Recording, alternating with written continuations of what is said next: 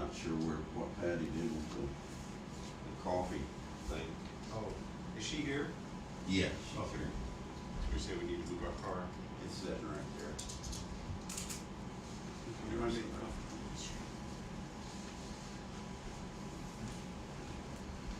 13, but it only feels like mine is 12. Good morning, everyone. We love you. It's so cold, we have to get our oil moving before we can. I feel like the Tin Man on with the arm. It's 13 degrees and Is it feels really? like minus 12. So yeah, it's a little chilly out there right now. I didn't check the temperature. I just know it's cold. Yeah. Coming down the highway, winds blowing. Good morning. I meant to text you over the weekend, and I kept forgetting to do it. And I was talking to Donald. I like what you were saying because I attributed learning to knowledge and feelings to experience. I never contribute learning to feelings. Yeah. Never did. I just. It's the only thing that the spirit has. It has a knowledge of it, but it has no understanding. Right. Until it learns what feelings are like through this, and then it has finally learned something. Yeah. It's the only thing it has to learn. Everything else is knowledge, but it has to learn what things feel like. So yeah. There was a new one in there. Okay.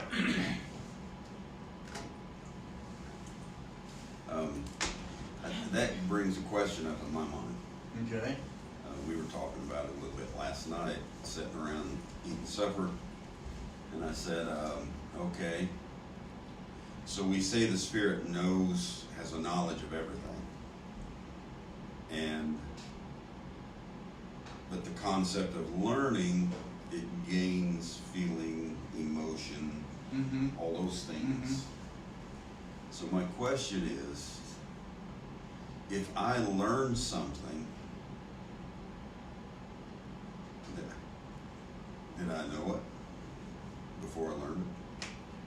I think your basic knowledge is there, but I think it's only fundamental. It's a foundation, like I mentioned before. Knowledge is a foundation. Yeah. Now, what you build on it, and it has a certain blueprint to it. Yeah. Omniscient, omnipresent. All these things are the 4 pillars that build your foundation. But on top of that, you can take the blueprint and change it. Once the foundation, in other words, you can take knowledge and apply any type of emotions you want to it based on your choice. And out of, I choose that emotion, I feel it, now I have that experience and I have learned how that feels. Taking that feeling and apply it to the knowledge, put it together, and as a human, see, to me that's what makes us spiritual. We are not completely spiritual until we go from the natural knowledge into experience. Now we become a spiritual being because we have emotions that feel what our knowledge is. So the word knowledge connotates or equates with relationship. Okay. Now let's look at it like this for just a minute, and then we'll get into our thoughts if we're not already in. Driving a vehicle. When I was 14 years old, I did not know how to drive a vehicle. I'm using an average person. I was driving tractors when I was 8 years old. But anyway, I didn't know how to drive a vehicle. Then I get a driver's license. I get a car. I get behind the wheel, and I begin to drive it. Did I know how to drive a vehicle before? I've thought of that. You didn't know how to actually drive it, but you have put it, just like the car itself, the tires, the steering wheel, the seat, all separated amounts to nothing. But you finally put it all together. Now all you need is the dynamics to make all. Here is, we have built legs, hands, eyes, everything we need to do that with. All we need is the experience to go, wow, I know how this feels. So the fundamentals are there. The groundwork is there, but we have to take that application. So gaining experience is gaining knowledge. Yeah. So- because in the end, you have learned something, and now you have a new knowledge based on feelings. So when the Spirit was self-existent, we were in Him, in it, if you want to call it that. So it wasn't even really a He, but we were in it, alive and well. I didn't know what a cedar tree was until I came here, got in the flesh, and grew up. And my dad said, "That's a cedar tree. That's a spruce tree. That's a." So the Spirit, even though we say it knew all things, it has always known all things, and if it didn't know all things, it couldn't be all things. Mm-hmm. Well, in one sense of the word, I would say yes. And in a whole nother sense, I would say no. The Spirit is learning. Just because we are learning. Yeah. We are the Spirit. Yeah. And until then, that knowledge, that facts-based information, that's the male aspect. Now, once you start feeling it, that's the female. You have transitioned, and that's why up until now we've been all male, and now we're learning that actually we've been ignoring the female that's there, and now we're reaching out to it. Once you've learned something, now the male and the female are one. Yeah. So that's putting it all together, making it one, becoming a holistic person. Yes. Is learning or gaining knowledge and understanding. And I know that we've always said knowledge and understanding are two different things. But to me, it's two different things until you learn it. Mm-hmm. And then it's not two different things, it's one thing. There you go. I had knowledge of the earth. Then I put the earth together and I created my little world in it, and I came here, and then I have understanding. But now my knowledge and understanding are not knowledge out here and understanding. It's one. Yes. It is one. And every time that I read something, see something, begin to act on something, feel the snow, breathe the air, watch the birds, every time I learn something, I'm gaining knowledge every day. Mm-hmm. Yeah. Kind of like Daniel said, ever learning, but never able to come to the knowledge of the truth. That's what's happened to so many people, is they got a textbook knowledge, Yeah. and they haven't ever come to some real feeling and emotion and the love of things. Yeah. And you have to remember, this sounds oversimplified, but you take one being black and one being gray, and you mix in, or white, and you mix it together and you have gray. Once you have gray, you can never have black and white again. It can never ever go back to black and white. Now, is there black and white still out there? Yeah. Each time you reach in, you grab, you put it together, and you've got a new gray. Now, when you mix that gray experience with another one, you've got to hold it. That's right. Each time you mix things together, it changes completely. There's your building knowledge upon knowledge, experience upon experience, feeling upon feeling. That's right. I can see that, and I'm more and more I'm beginning to understand that the Spirit itself is gaining, picking up knowledge every day through its learning experiences. So the Spirit knows that we have created a creation that can't just live by the Word. We can't do it. So we're feeling our way through it with our emotion, with everything that we have in us, our senses, our memories, our affections. We're feeling our way through it and adapting and accepting and using reflexation and everything. The reason we are doing all those things is because we didn't know everything, even though we knew everything. It's a weird. It's like a paradox in a way. It is. It's like, think of it like this. You get a whole group of people who say, Jesus died, and our name was on the Lamb's Book of Life before the foundation of the world. And well, you just get people arguing over it. This is before the foundation of the world. It didn't happen here. It didn't happen here. But now, I may have had a knowledge before the foundation of the world. We talked about it, that someone was going to do that, but we didn't have that feeling and emotion, that closeness and that connection, that love, that we didn't have that long suffering and that hurt and that pain.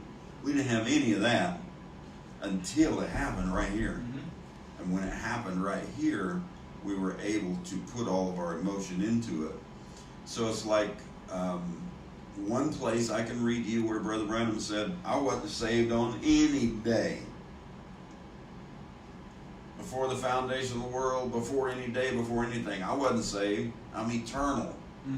But then I also hear him say, I was washed by the blood and cleansed and made ready for the receiving of the Holy Spirit here. So they'll say, my name was always on the Lamb's Book of Life in knowledge. But your name was put on the Lamb's Book of Life by experience right here. It's hard for people to understand that. But if you try to use this back here and say always was, always was, always was, then you're going to lose the effect of that experience over here.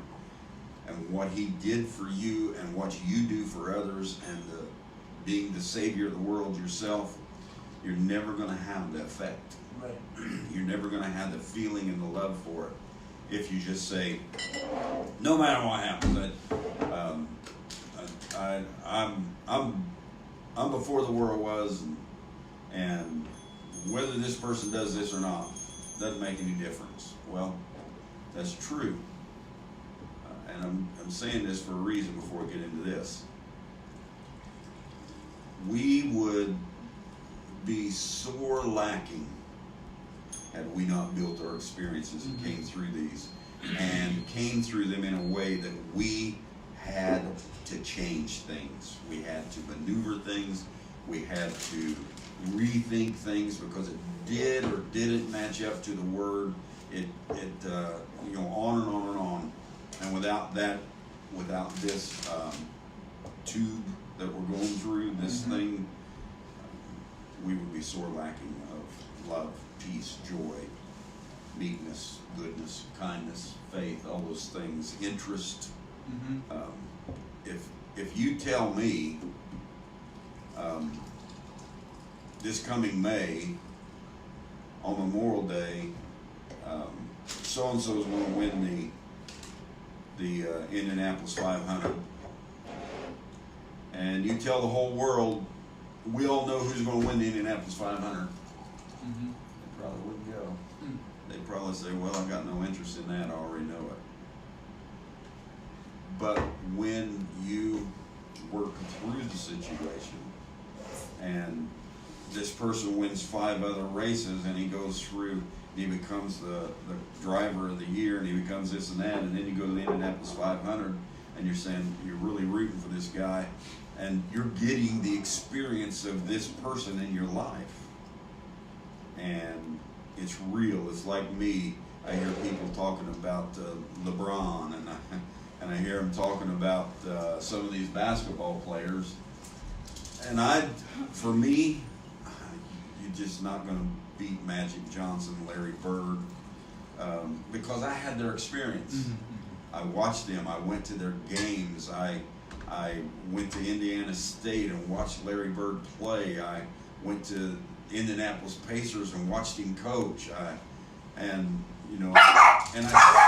watched him as he stood, at the 3-point line and just kept popping basket after basket after basket in it, and won the contest of how many you could make in so many seconds.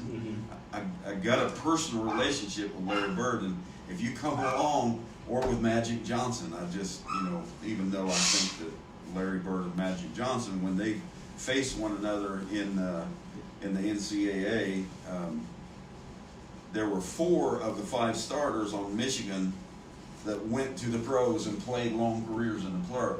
Mm-hmm. There was 1 on Indiana State. So, 4 men beat 1 man, just barely. That tells you how I feel about Larry Bird. Yeah. It's my experience. It's your experience. And you evolved that part of the Spirit. Let me say this. The Spirit is one, but yet it's not. Now that sounds odd. Before all this began, all of us, the Spirit, are all together. You know what? We're not one. We're sitting beside each other. Picture it this way. You're making a special meal, some type of pie. You have all the ingredients. You put them all together on that counter. They're one. They're all together, but they're not mixed together yet. Once they're mixed together, and every time something's mixed, it's changed. It's changed. Then you do this to it, it changes more. Then you cook it, it changes. When it's done, now all the ingredients are truly one. That's right. They know what it feels like to become one together. That's what the Spirit is. The Spirit has all that knowledge, but has no understanding how to take all of us and put us all together as one. That's what this is all about. It's coming together and putting all of that and becoming one through feeling. Now the knowledge is there, but what are we learning? We're not learning to separate. We're learning to become one as the Spirit. That's right. It's like if they give an announcement and they say we're going to build a new Menards department store on Yellow Springs Dayton Road, and we all say yay, yay, and then there comes the bulldozers in, and there comes all the things they're going to use to build that huge building, and it's all sitting out there on a 15-acre lot. It's stacked here and it's stacked there and it's stacked and the bulldozers and this and that and the other stacked here and there and everywhere. And I take Sister Nora and I say, come on, let's go shopping. And I drive her to Menards. And I say, there it is, let's shop. She's going to look around and say, Don Parnell's nuttier than a fruitcake. This ain't, you can't shop here. Well, all the materials was there. Everything is, the building, everything, the concrete, the windows, it's all there. But what do you have to do? You got to put it together. And that's what this world is about, is putting it all together. Now, in a few weeks, I'm going to be able to say, come on, Sisters Norad. They said they was going to have a Menards down here on Dayton Yellow Springs Road, and it just opened. They just got it together. Come on.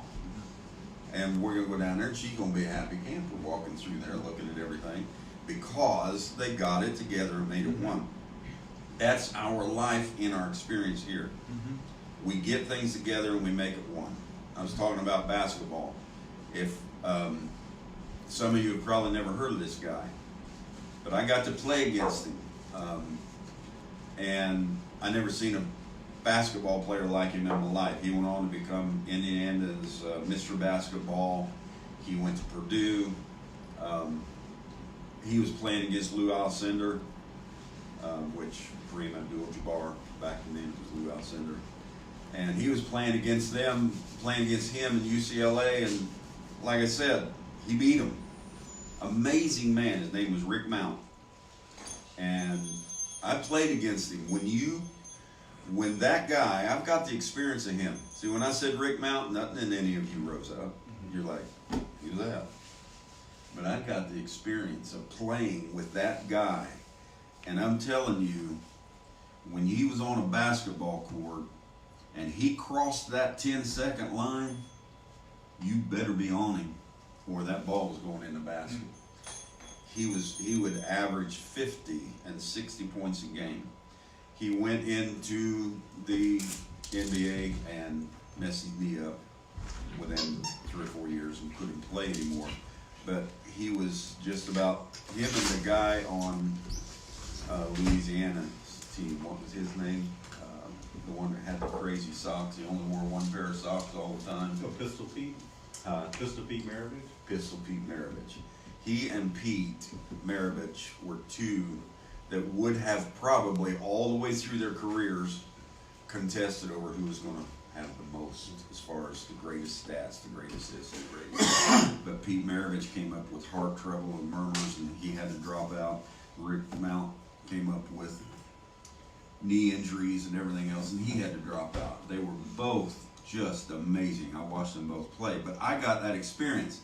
Now, many of you are sitting out there, and millennials and everybody else, and you're thinking about LeBron, and you're thinking about Michael Jordan, and you're thinking about all those guys, and there's no doubt in my mind, they are all good, but that ain't my experience. My experience was before that, when I was watching people like Wilt Chamberlain, Bill Russell, and right on, I could just keep naming the guys from Boston and LA and everywhere else. Amazing, amazing. My experience. That doesn't make your experience wrong. No. Because you don't have them in your life. That's my experience.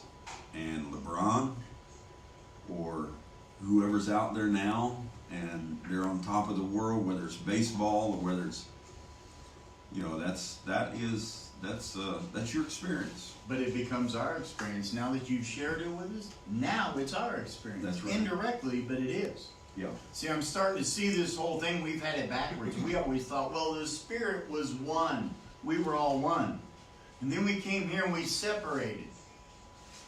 I don't think that's the way it works. I think we were all there, but we were separated. So our first nature in humanity is to what? Separate. To do the very same thing we already are. That's right. To separate.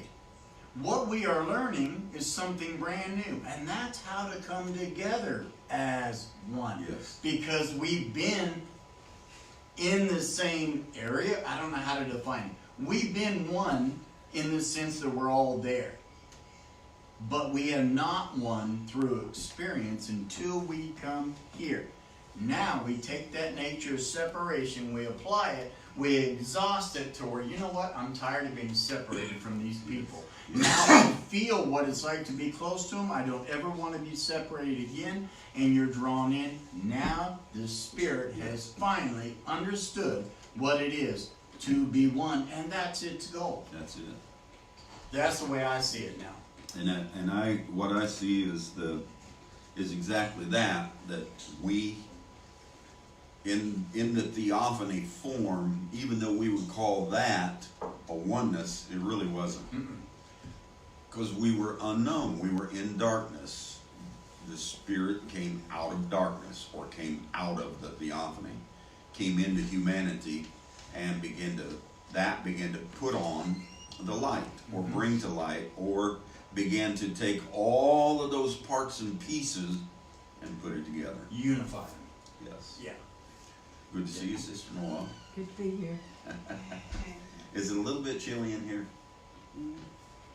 If you want to, you can click that up a couple of notches. It's up to you guys, but you're certainly welcome to. I think it's on 7, but you know which one to hit, don't you? Mm-hmm. Just click it up a couple of notches. I don't want the ladies sitting here, me with this big fuzzy winter something on, and thinking it's warm in here.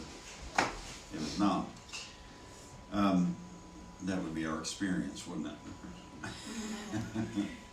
So I was thinking about some of this. If you remember some time back, I had actually thought about or talked about the 7 women of Genesis, and I went through those. If you remember them, it was Eve and Noah's wife, and Sarah and Rebecca and Rachel and Tamar and Asneth, Joseph's wife. So kind of the 7 women that are outstanding in the book of Genesis. But you know what we did over a period of centuries and centuries and centuries of a written book? We glorified Adam and Noah and Abraham, and we glorified the male side. And we all talked about how great the male side was, and how they were mighty prophets, and how they did this and how they did that. And nobody, the whole side of the woman, I think she's one in there, the whole side of the woman was just kind of laid aside in a sense. And they were just as powerful. And had it not been for the woman in a lot of that, the man would have never accelerated.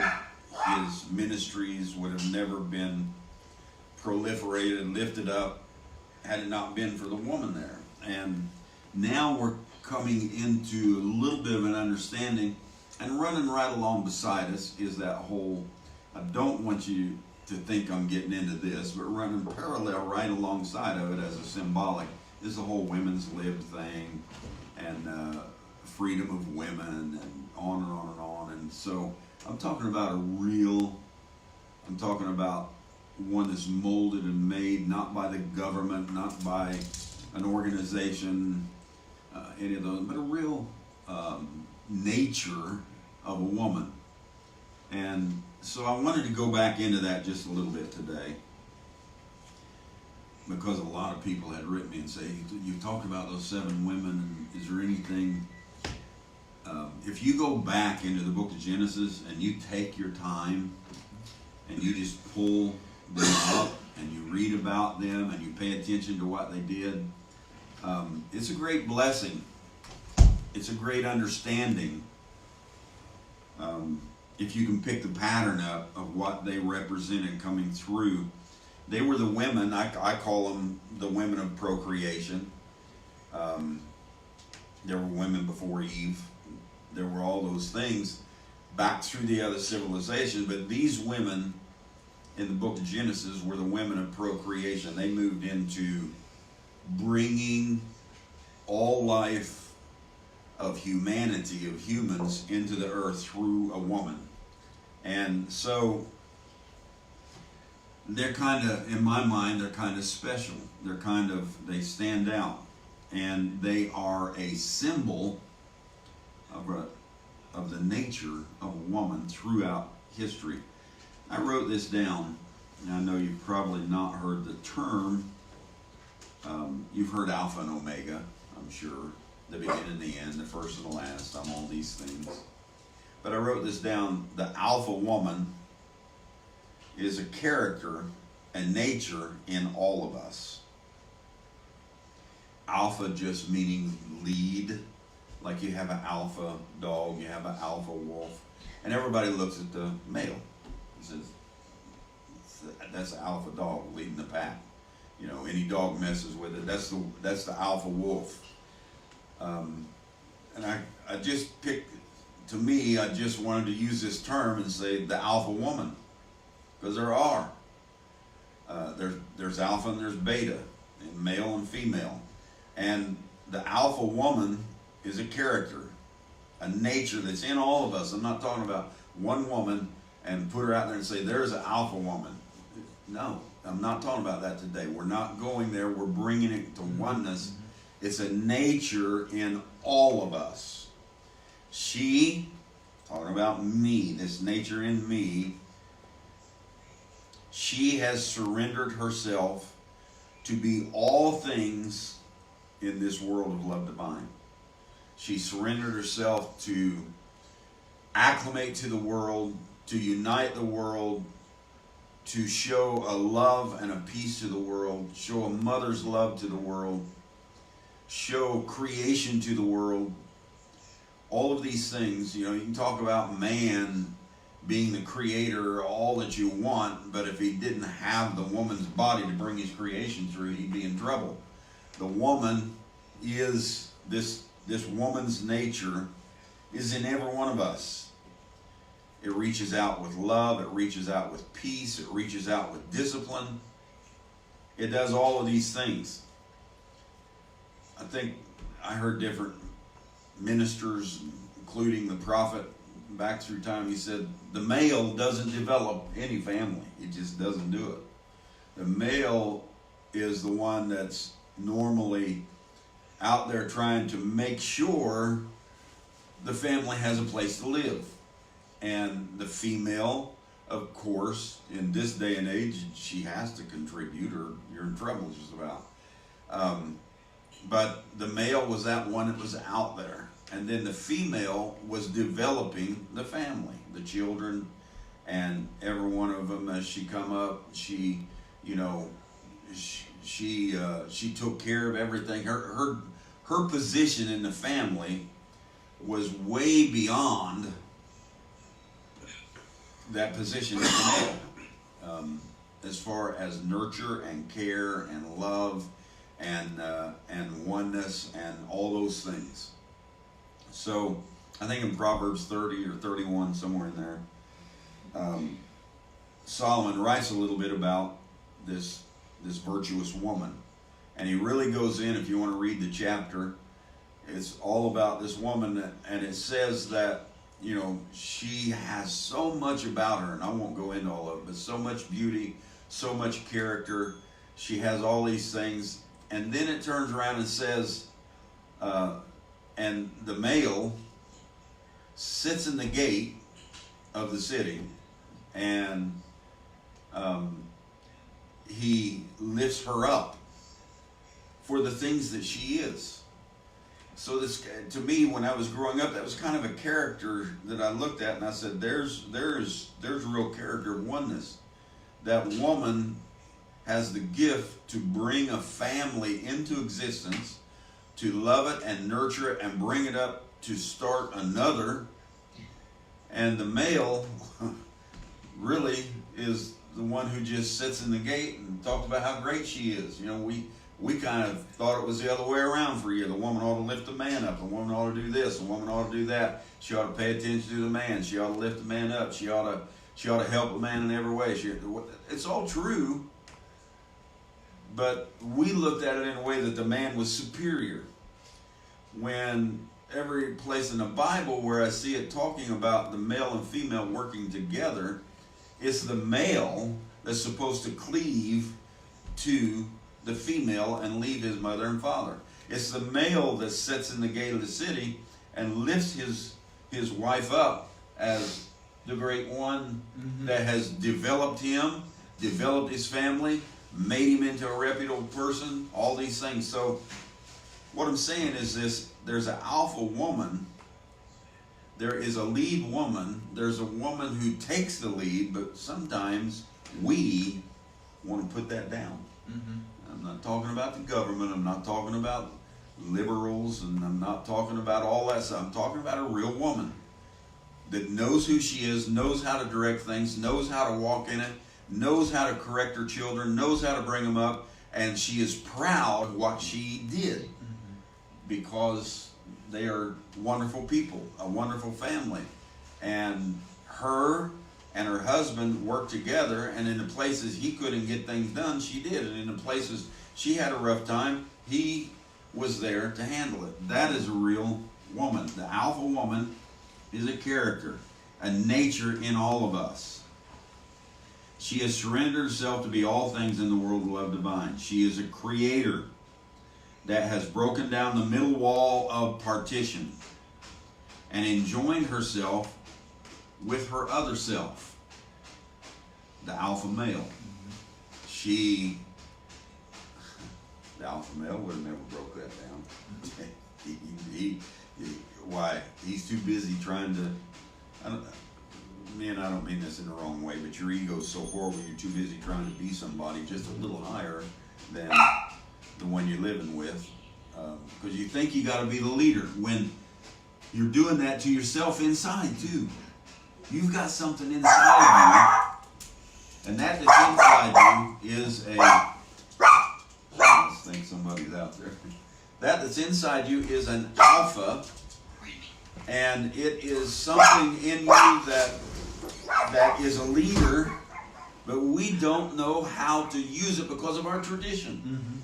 We got tradition that pushes aside every time that woman character, that whole character that Alan has in him, or so-and-so has in him, or any male has in him, and every woman has in him. what do? We push it aside. We push it down. We laugh at those who have come in contact with their the woman in them, with the female portion, and we make it look like that a man shouldn't do that. And then on the other end of the stick, the government side of it that does all of those things to try to, without a revelation or without an experience behind it, tries to push the woman out there and lift her up and make her the goddess of the world and everything else. You turn around, you got that side of it. And what are they doing to get that done? They're diminishing the male, and they're pushing the male aside. And you got children that have had that male instinct about them almost completely done away with. And if you didn't just know better by knowing them, you wouldn't know whether they were a male or a female in the natural life out here. You would wonder.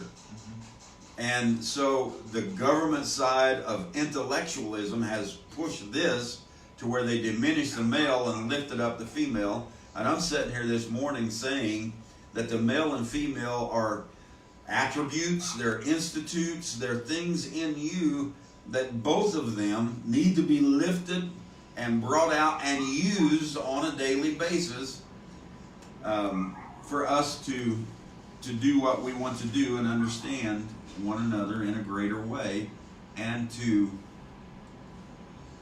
recognize one another for what we have in us, and not trying to quill or push aside or push down a nature in us that's supposed to be coming to life.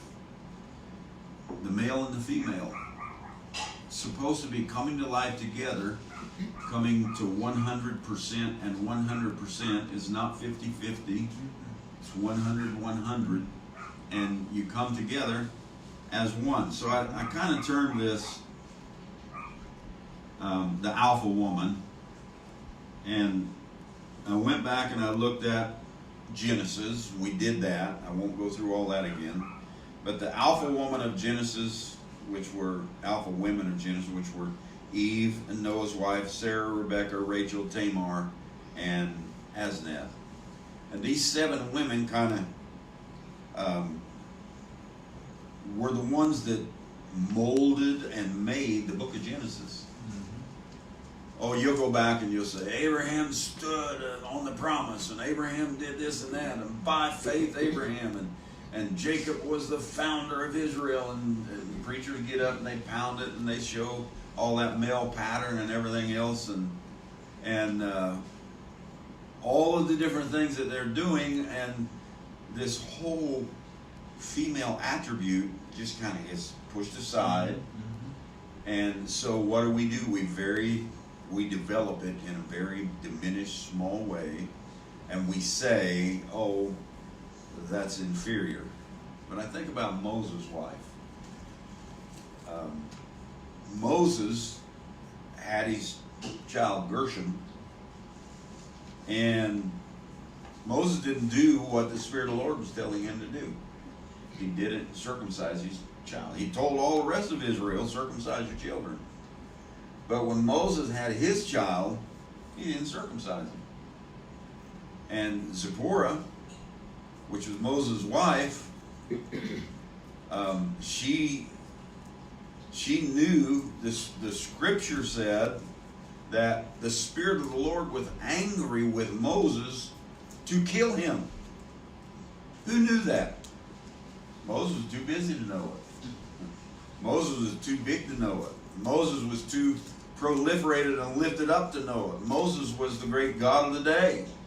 Who was it knew the Spirit of the Lord was so angry he was going to kill Moses? It was Zipporah. And she knew it, and she went and got a knife and circumcised her own child and took the flesh and threw it down in front of Moses and said, a bloody husband are you.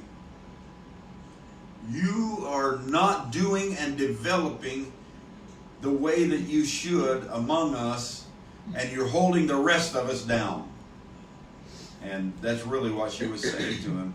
to him, and the Lord would have killed him had it not been for the wife that wasn't afraid to do things, even though Moses was the, one guy who 50,000 people fell in the earth for. Even though Moses was the one guy who lived 40 days and 40 nights without water or drink or food or anything else twice.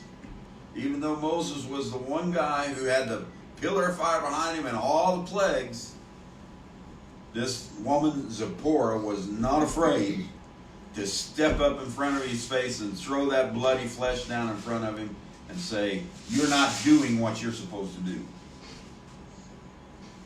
This is what I'm talking about when it comes to an alpha woman who will get involved despite all the pressure to shut up, be still, be silent, do what your husband says, obey your husband, do this, do that. And we push them down. And I would be the first to say one of these, because I don't know any other terms to use, one of these governmental agency liberals who are trying to lift the woman up in such a manner that is sickening to watch. I'm not even talking about them. I'm talking about a real lady that's inside Daniel and Connie and Sister Autumn and Sister Aubrey. It's in every one of us and ought to be used as spiritual attributes every single day of our life. We would know how to love one another so much more. Yes. We would know how to take care of that child so much more. We would know how this person feels when you blurt something out about them in such a way that it scars them for the rest of their life. We would know well ahead of time how to handle that if we would just think about our woman side sometimes, our female side that should become one with the attribute of the male, and develop in such a way that it's not even a male or a female. It's a holistic person who knows how to handle these things that take place in life. But we have lopsided it and one-sided it because we think the male ought to be the ruler of everything. And it gets a lopsided view, and it raises a lopsided society, which is what we see going on in America right now a lot, is because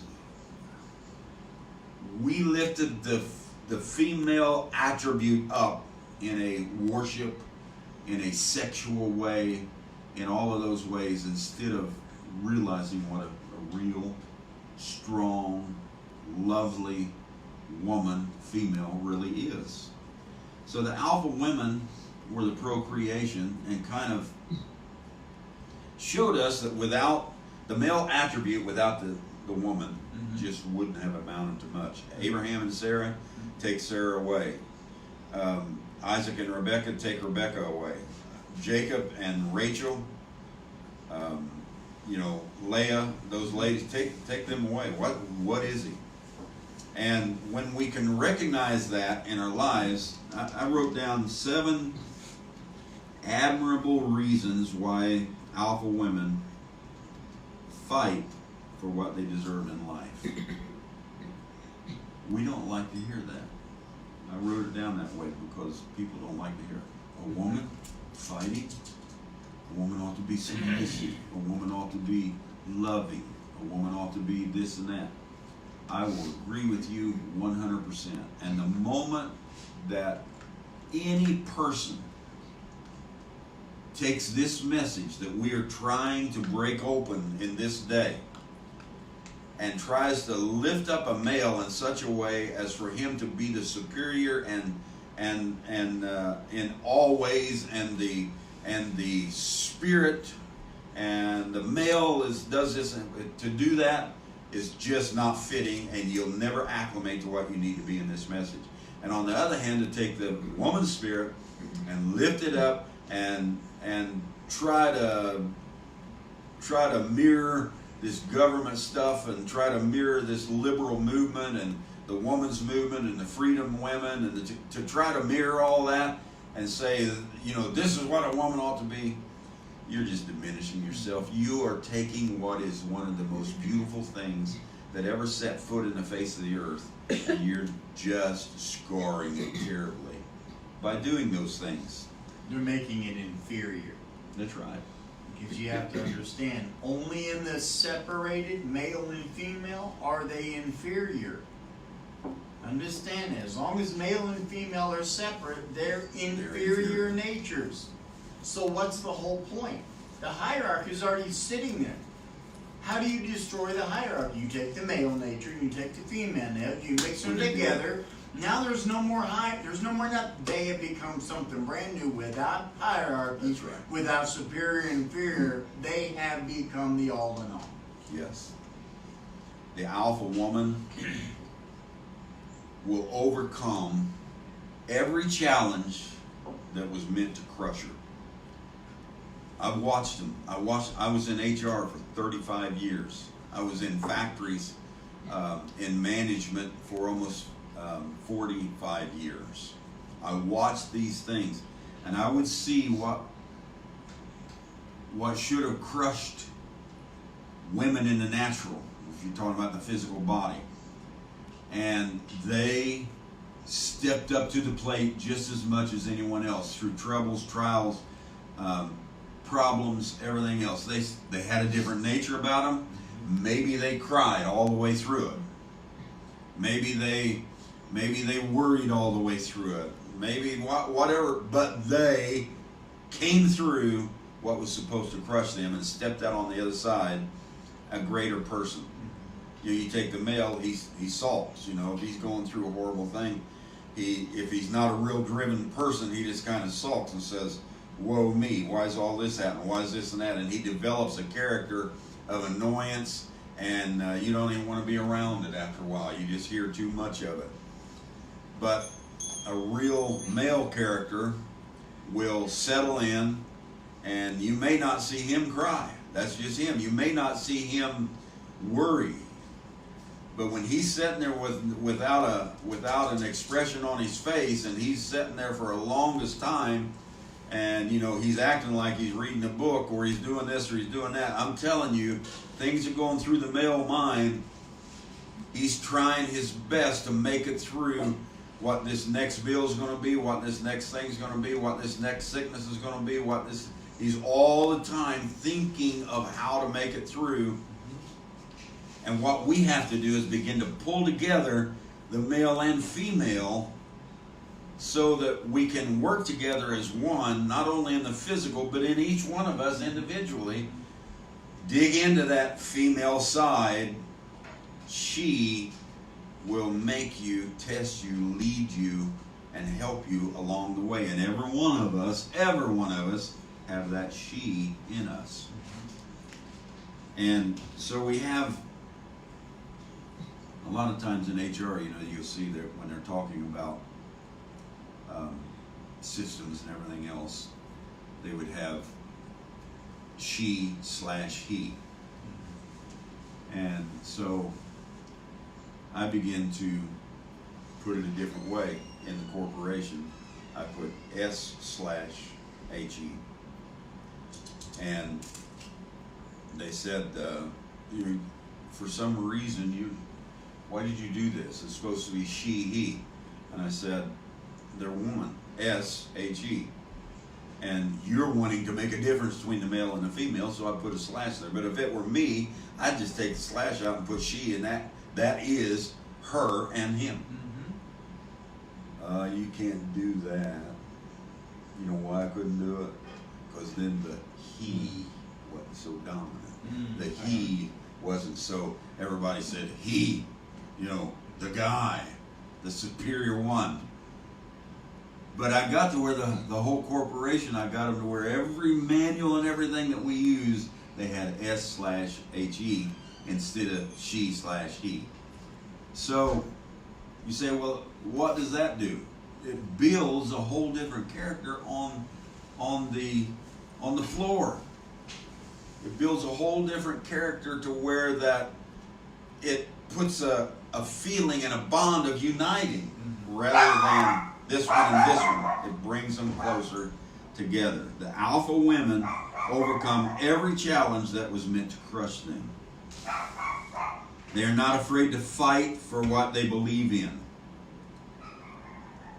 Please remember this. When I'm talking here, I'm talking about you as Sister Nora, as a male and a female, as an attribute, and that woman nature in you is the majority of the time the one that is the overcomer. The man would just give up. I know. I sat through hundreds and hundreds of experiences, and the male will give up, and the female won't give up for nothing. The most pernicious, pushing nature that I've ever seen in all my life. And I'm not saying that in a bad way. I'm saying that no matter what hell came, the women on the factory floor seemed like they would never give up. They would push themselves through. They would make it work. They would make a system work. They would make an assembly line work. They would make all, and man, you know, he's the kind of guy, he could say it don't work. You know, you got barrels and barrels of trash sitting over because he was messing up the whole assembly line. And so, and I've done it before. So you take and you put on that cutter, or you put on that trimmer, or you put on that paper machine, 3 women or 4 women or 5 women, and all of that bad quality in there, and they're you know, their nature. They get angry, they yell at one another, they argue with one another. But one thing they will do, that machine will run. And it'll just go right along. You just say, wow, wish I had more workers like this, because it's the nature of a woman that is persistent. And so we see they're not afraid to fight. They're extraordinary women. They never tolerate anyone who underestimates their character. And that's the love divine that we're in. They used to tolerate it. Now, that nature of a woman knows how to love. It knows how to be at peace. It knows how to nourish. It knows how to bring everything into itself. But at the same time, it knows when it's getting backhanded, and it knows when it's getting slapped around, and it knows when it's getting put on the back seat, and it knows that all those things inside, you know that about yourself, and you know when you see it out here in the public, you know when you see it. And that alpha woman is now coming to the point that she's not going to tolerate being underestimated. Lifting up the male, lifting up the male, lifting up the male, and the woman being underestimated. When you've heard the old saying, behind every successful man is a woman. Mm-hmm. And that's true. And I will say this, behind every successful female is a woman. The woman is the one that pushes it through. The male is a different story altogether. The male likes the glorification. The male likes to be proliferated. The male likes to be lifted up. The male likes to be the stronger. The male likes to on and on and on. And what we need to do is take those two, pull them together and nourish them, and take care of them in our personal life. These women don't like to be underestimated. These women in us today. Instead of letting the day run them, they're going to run the day. The day is going to be theirs. And you are the same way. And I watch us that have stepped into this real message, a real understanding, love divine for our day. We're not going to let the day run us. You might get up a little cross-eyed, you might get up feeling a little bit this or a little bit that, but you're going to step right on out there. You're going to push your way through, because we're not going to let the day run us. We have a greater revelation than that. We have a greater understanding than that. We are going to step out there and pull it together as a male, female, and we're going to step out and make what we have in our life work for us and make us a greater person of understanding and knowledge and all these things. The alpha women are one of the most significant forces that drive the frequencies of the world and the universe. That woman in us in every one of us.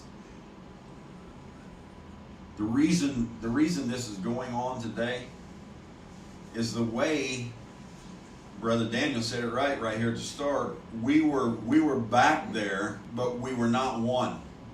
We were in theophany, but we were not one. And the male attribute exceeded in every possible way. So when we came here, we just automatically made that continue on our pattern, because that's the way we were in the theophany. That's the way we were in the spoken word. And when we stepped into humanity, we said, we're going to do the same thing. This seems to work. When we stepped into humanity for one reason, and that is to get out of us the superiority, the inferiority, the separate and separation of attributes, and pull it all together and unite it together in humanity and become one. And when we did that and came here, it has taken us from the time we stepped out of the spoken word into the Adamic civilization. It's taken us 6,000 years to come to a point that this Eve meant just as much as Adam. This Sarah meant just as much as Abraham. This Esther saved a whole nation. This Deborah was 10 times the more strength and agility and mind than Barak ever had in his life. And all you got to do is take a look at all those things, and it's real and it's in the scripture.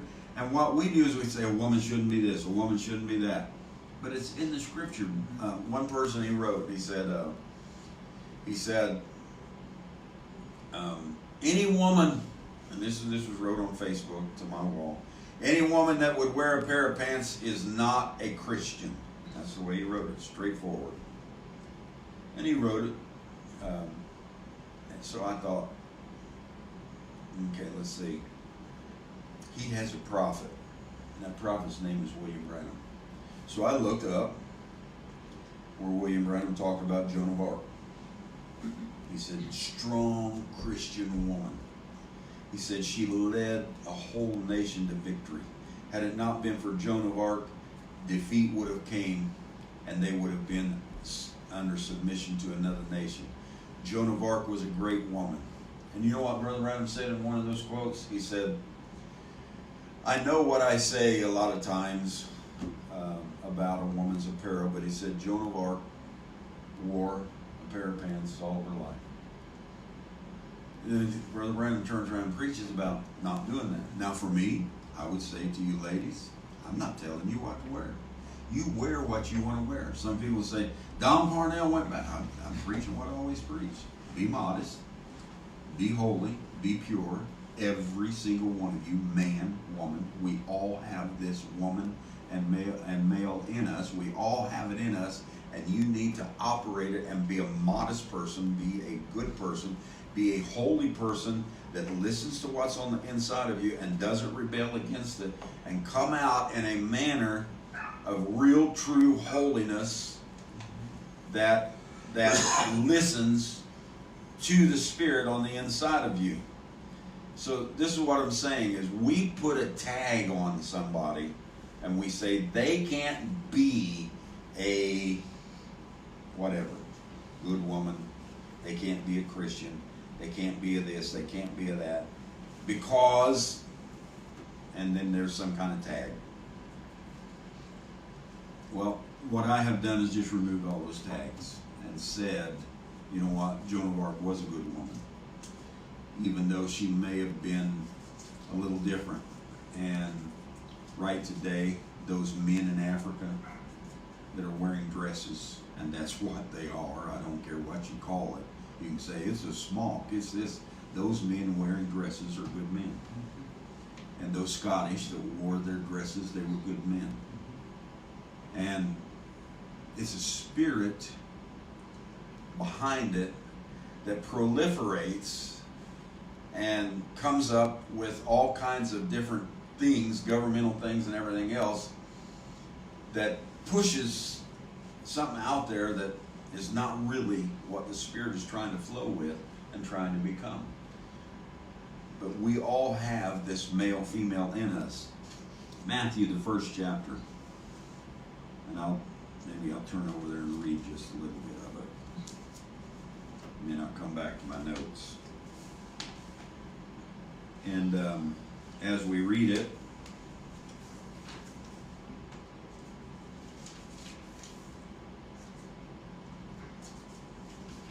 you'll get an idea of what I'm talking about. You know, in the Old Testament, you didn't put women in the genealogy. You just didn't do it. Women's births were not recorded in genealogy of a family back in the Old Testament. All kinds of things. But I was thinking about this, and I'll just read through it real quick.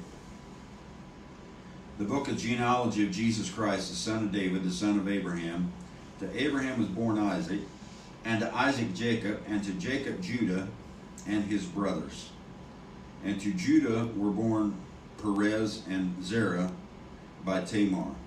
And to Perez was born Hizon and Herman by Ram.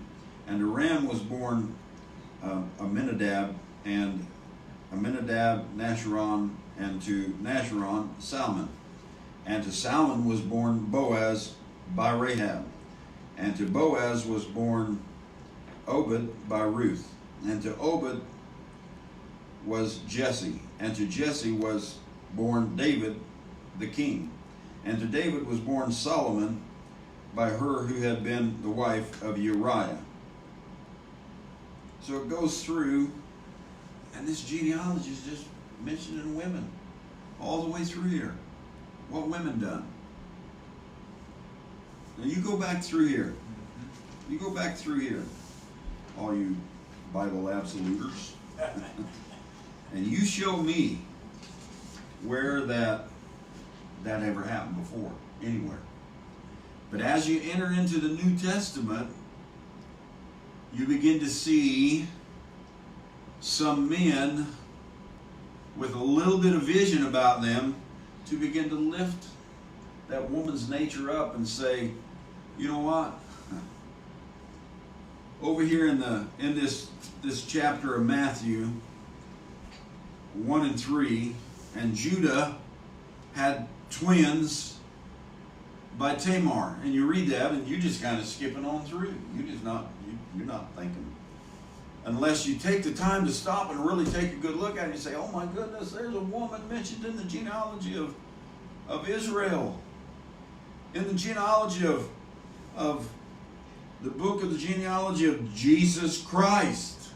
A woman's mentioned. Ooh. The son of David, the son of Abraham. And he keeps going right on down. And he brings it out and he shows how that Tamar, and we went through Tamar, one of the procreation ladies that brought everything from spoken word down into humanity. And she had a character about her, and that character was to preserve life. And even though Judah was a main character of the Bible, she wasn't going to let Judah deprive her of being a part of that family's life. And she went in there and put on prostitute's clothes, took off widow's clothes, went in there and laid with Judah and became pregnant and took his staff and took his ring. And then at the time when the law, Judah, and the people of Israel, they all said, my goodness, this woman's pregnant. She has committed a horrible sin against the family and the tribe of Judah, and she needs to be burned. And she said, okay, that's fine. Just before you burn me, she goes into the tent and she gets staff and she gets a ring and she says, whose are these? You know, who lowered himself to the point of making me this way? Whosoever these are, that's the man that, well, Judah didn't know what to do. Could you see him in front of all those people? Standing there, no doubt had the sticks already and the fire going and everything else, and then she said, let me just get one thing before you burn me. And he says to her, you are more righteous than I. The leader of Israel. The woman, nature, is not afraid to stand alone when she needs to. She's not afraid to do what needs to be done. That woman's nature in you that all of you kind of try to put down, put it aside. That's not strong enough. That's not whatever. I don't even know how to say it. We've been so long in this inferior, superior atmosphere. But she's the one that kept the seed line of Judah wherein Jesus Christ came out of alive. It wouldn't have went on.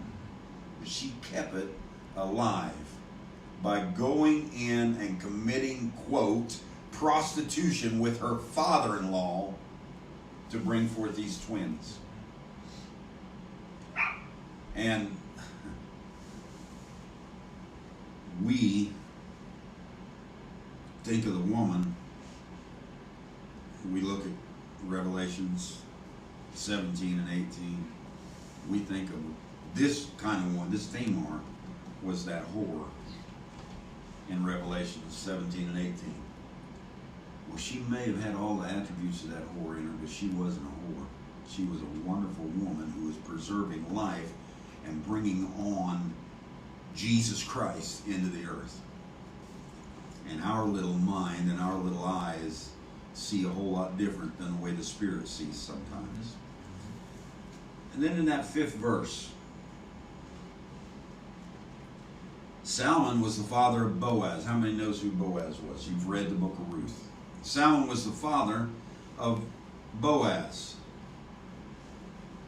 by Rahab. Huh? What? Who does Matthew think he is putting right in the genealogy? This, she was a whore. She had a place in Jericho, and she brought men in, and she was a prostitute. If you think Tamar can squeeze through and not look like a prostitute because of all of her perseverance and everything else, you don't squeeze this one through. That's what she did for a living. And here Matthew is bringing this woman's nature into the mix of the genealogy and saying, Boaz came from her. Salmon, when the walls fell down at Jericho, there was women all over in Israel that any one of them could have had. But Salmon looked at Rahab and took her and said, I want this woman. And produced Boaz, who married Ruth and brought on the whole scene of the redemption plan in the Old Testament. And it was a Gentile woman and a whore that did it. So you're being a little plain, Brother Paul. It's just the truth. We get our silly little feelings hurt and try to diminish somebody because of some mark in their background, some thing that we think couldn't be Christian now because of that. I have a brother, and he's told me this before, a spiritual brother, because that he had a second wife. He said in the message churches, and he said, you didn't sit up front. And I know he's telling the truth because I've seen it. You didn't sit up front. You sat in the back with your second wife. And you didn't do any kind of teaching. It didn't matter what the Lord dealt with you on. You kept your mouth shut. You were just happy to be sitting in the church with the rest of those holy, godly people, because you are sitting in adultery. And we don't want to hear your opinion. You don't vote on anything. You don't do any of these things because you are living in a manner that the Scripture says in the end you can't even go to heaven. But I will accept your tithes. Don't get me wrong. Anytime you can pay your tithes, I would be a happy camper. And that's just the way it was. And here we take these women who were living as prostitutes or went with their father-in-laws and everything else. We would put them down as ungodly, unholy, impure. What in the world did Solomon think he was doing, choosing that prostitute? What in the world is those two spies doing, going into a prostitute's house and hiding there?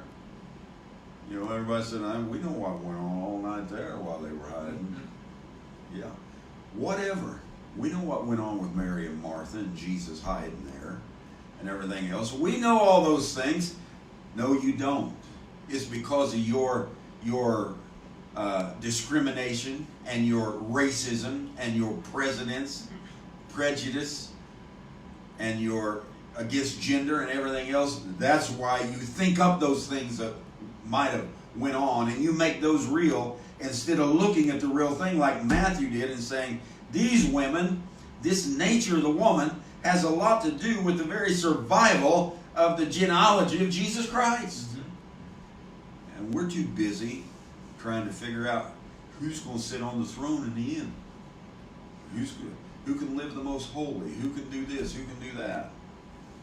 And here Matthew is bringing these women out in such a way. Watch him. Boaz was the father of Obed by Ruth. Boaz was the redeemer back in that day. And Ruth was with Naomi, and they had left Israel because of famine. And so then they decided to go back to Israel because of famine. And Naomi said, I'm going to go back to my homeland. And Ruth said, I'm going to follow you wherever you go. So here's Ruth out in the fields, who isn't even under the genealogy of anything that has to do with spirituality back in that Old Testament.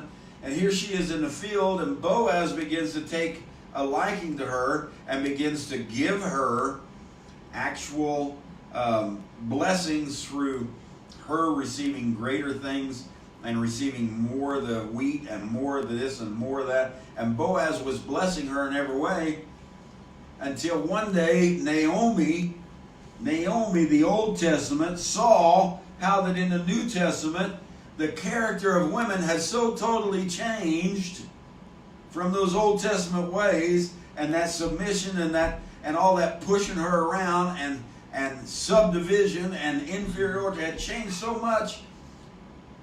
And Naomi said, Ruth, go in there, go in the barn, into the threshing floor where Boaz is at, and lay yourself down and let him cover you.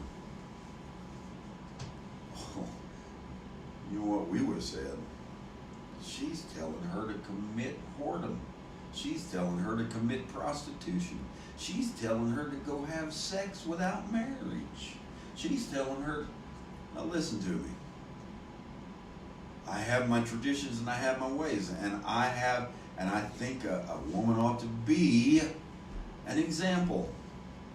But stop taking the ones who had things in their life to happen which helped develop them and making them a broken plate that you just don't use anymore, or a cracked piece of glass that needs replaced. Stop making them that, because those things that are in their life are things that help make them who they are today. And we, in our nature, need to begin to realize that and reach out. You know, whenever, like someone was talking to me, and I can't remember who it was, and I said, you need somebody, a woman. It was a lady I was talking to. I said, you need somebody that you can sit down and talk woman to woman. And she said, well, I'm going to start talking to my father. And I said, you're not hearing me. You can talk to your dad about what's going on in your life all you want.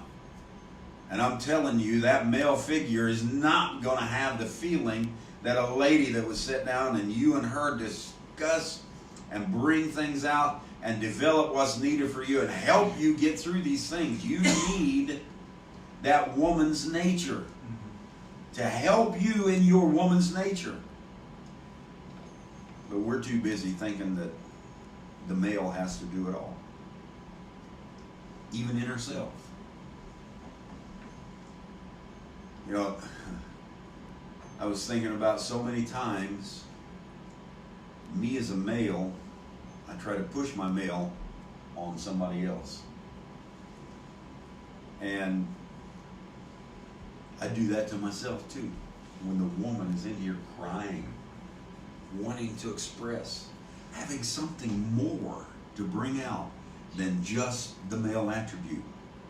Having something that it wants to express and bring out and give to people so they can enjoy it, and you're trying to figure out how you can bring it out under a male attribute, because more people will listen to it then. We just need to get out of all this. We need to come to a point to where we are equal. I told you this year, 2020, I'm trying to level the playing field. I'm trying to make it to where I hear the Spirit of the Lord coming out of the ladies, and it's matching up with my woman's spirit in me, and I hear the Lord speaking just as much through them as I do through anyone else. And when we can do that, we're going to see a whole lot more than we've ever seen. We're going to see the world the way it should be, because the world is a woman's world. When we entered humanity, it put the woman on top of the world. Somebody said, no, the woman, she caused the whole fall. She caused all the sin. I see where procreation comes through a woman. I see where the household is developed by the woman. I see where that the woman in every way is behind every male that ever had very much success. It is a world that is trying to bring the woman into equality. I hate to even say that. It's trying to bring the woman into and be a part of the nature as a total, just as much as a male is. And by doing this, we're leveling the playing field. Salmon was the father of Boaz by Rahab. Matthew, I don't know who you thought you were, bringing these women up. And Obed, the father of Jesse, the father of King David. And David was the father of Solomon by Bathsheba, who was the wife of Uriah.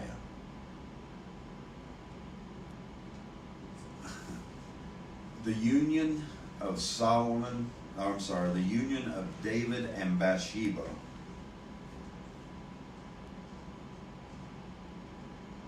brought forth the most proliferated, highest form, millennial time of Israel that they ever had.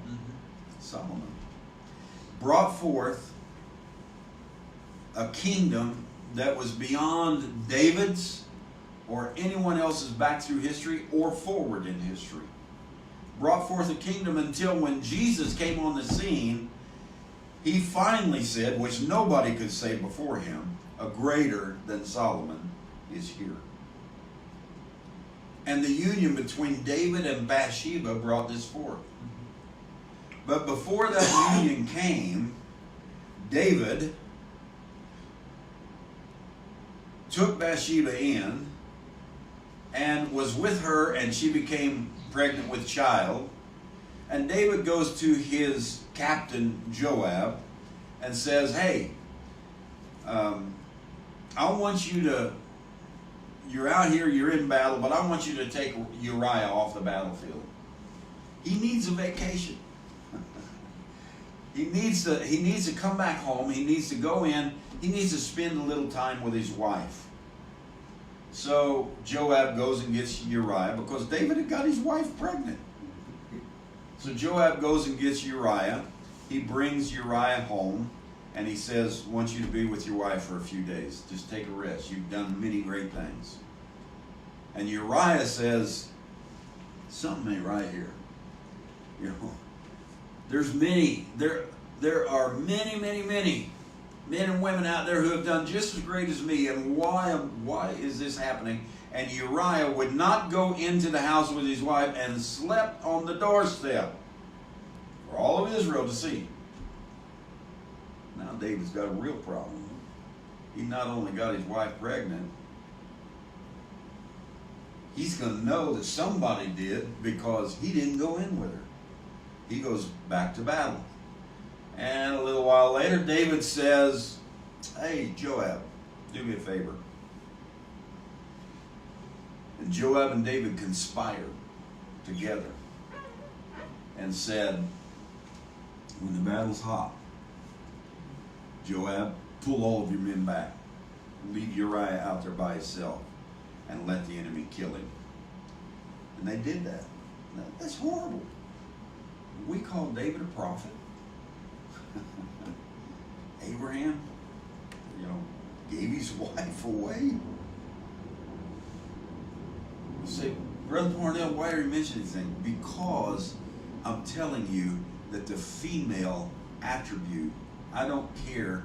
We have looked at them in that manner, as lower, as not as good, as not as this, as not as that.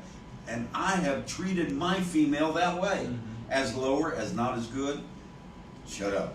You know, I don't want to listen to you. I don't want this feeling. I don't want this emotion. I don't want anybody to see me worried. I don't want anybody to see me crying. I don't want anybody to see me nurturing in such a manner they'll think I'm feminist. When this is the thing we need to be developing to bring us up to a level playing field with one another. So that even though I am a male dominancy in the physical, if Aubrey comes to me with a problem, I can relate to that problem and talk with her and work with her on it. Or if I have a problem and I go to Aubrey, she can work with it and relate to me and us get through that problem. But we have fences, we have corners, we have tradition that says you don't do that. I have a question here. Is it fair to say that the only difference between us is our physical being? Other than that, we are equal, both male and female. It's fair to say the only difference is the physical being, but we are one. I wouldn't use the word equal. No. I would say we are one, period. Sometimes Aubrey, because of her experience, is going to have more revelation and more power, because revelation is power, in an instance than you have. So you're not equal, but you're still one. And sometimes you're going to have more revelation and understanding than she will. And you're not equal, but you're still one. And because you're one, even though one may have an understanding better or worse or the same, you're going to develop together, blend together. So you heard me use the word equal a while ago, and I said, I don't like that word, and I put it away. It's not an equality. That's all. I would say that's almost the government side of it. They're trying to make it an equality, when it's not an equality. She has a greater understanding on some things than you do, and you have a greater than she does. And then you both have excellent understandings on other things, and you're not trying to be equal, you're just trying to be one. You just want to be one. Well, this is not based on equality. Equality is a legal concept. That's Okay, right. it's legalism. Put that aside. Oneness is a mixture of both, and sometimes one's more dominant than the other. For what? For progression. Because sometimes what they need to progress will come from her. That's right. And sometimes what they need to progress will come from him. So equality plays not into it at all. If you're thinking equality, you have a legalistic concept going on in your head. Which is not saying you're a bad person. No, you need to evolve. What it's saying is you've taken on that traditional governmental Yeah. atmosphere, and you really need to evolve through that and put away the concept of equality and be one. Mm-hmm. Be one. Have enough gut influence and understanding as a male and a female inside yourself to know when you need to grab a hold of something and lead. And then other times have that same gut intuition to know that I need to take a back seat on this one and let the other attribute, or let my other half, my other being, let my Patty do it and leave this thing alone.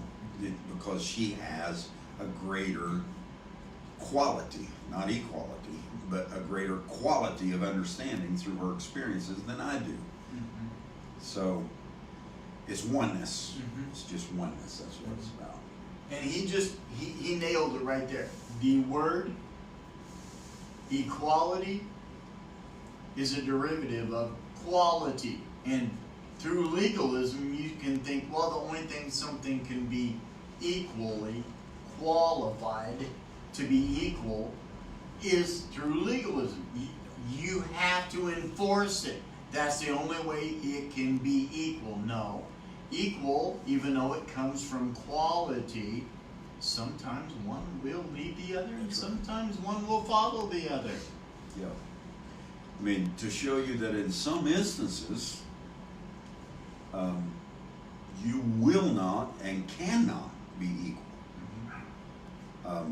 Alan, you can go out here, you can go with your wife, and you can place a seed there,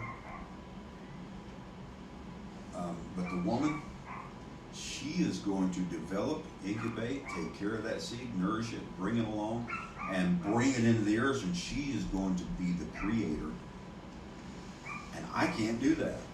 I can't do that for nothing. I can't have a baby. Patty can. Aubrey can. Connie can. They can do something that Don Parnell cannot do. That's right. They're beyond equal in those manners. So what do? If I want my life to develop in such a manner of wholeness, then I need to recognize that. She, the lady in me, can do things that he, the male in me, cannot do. And vice versa. And when you pull it out here into the symbolic form of a male and female marrying together, they can do things and be pretty much the same in it, athletically or whatever it might be. And then they'll do other things that one of them is definitely beyond the other one, back and forth. Be one. That's what it's all about. I hope that answered it. Mm-hmm. Yes, she said amen. Okay. So for me, I would just kind of, equality is a good thing when you're talking about the Declaration of Independence. You know, we were all created equal. And, when it comes to the government, when it comes to those things, equality is an okay word. But when it comes to spirituality and understanding one another and being one with one another, Right. it's not equality. It's oneness. It's just complete oneness of one another. So here we see Tamar, Rahab, Ruth, and Bathsheba. Could you see the house of David? Just think about it. King David. Saul was the first king, and Saul had a daughter. I cannot remember her name right now. But David, you know, the governmental kingly thing was to take Saul's daughter and match her up with the next king, David. Put them together, keep the string going, keep this going, keep that going. And so they did that. Michelle. So David and Michelle are in the same house together. And then David gets Bathsheba pregnant, kills her husband, hides it from everyone, and brings Bathsheba into the house. Can you imagine what that house was like with Michelle knowing what went on, and David hiding it from Israel, and Bathsheba? My. I'll bet you Bathsheba took a head full once in a while. You're this and you're that, and you little tissy, and you little this and you little that. Who you think you are coming here? You deceived my husband. You caused him this and you caused him that. You caused all Israel this problem. But right there was developing in the middle of all of that. You say, Michelle didn't feel that way, Brother Parnell. Why did she so hard and harshly come against David? When David got under the blessings of the Holy Spirit and shouted and danced through the street, she said, that wasn't a kingly thing to do.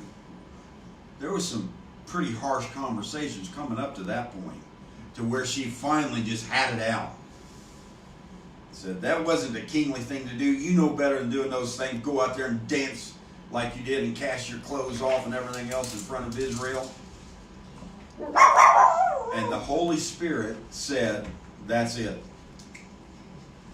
And the Holy Spirit shut up the womb of Michelle to where she could never bring forth any seed of David. And Bathsheba, in the meantime, was developing that whole seed line of Solomon right on down through with Rehoboam, and I forget all of them who come through his line, right on down to Jesus Christ himself coming on the scene.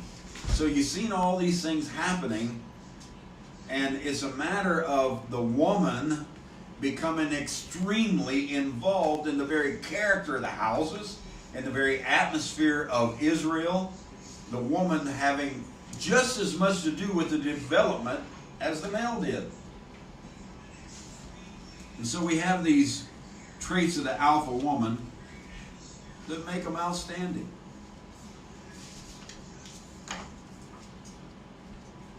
The alpha woman knows exactly who they are. I'm not going to turn over there and read it. But when you go home, open up your book of Judges. I was thinking about these things and just writing them down. Open up your book of Judges. Take a good look in there around the 4th and the 5th chapter of Judges. Israel had come over to the promised land. Israel had come into Canaan. Israel had settled into Canaan. They had taken on all their inheritance. The tribes that went here and there. And then Israel began to worship strange gods. And what happened? They got into a little bit of a trouble. And the Lord said, I'm going to have to teach them a lesson. And he brought in enemies and took them over. And Barak was the judge in the land. Barak was a leader in that 4th chapter. But it says Deborah was the leader. She was the leader. She's the one that had to. It said until all the men of Israel, the leaders, would come to Deborah to find out what they should do. And here's Barak. You know, we had a Barak. We know how weak they are. Yeah, Michelle too. Yeah, we did, didn't we? A Michelle without that was cast out, and a Barak that was so weak couldn't get anything done. And I'll leave it at that.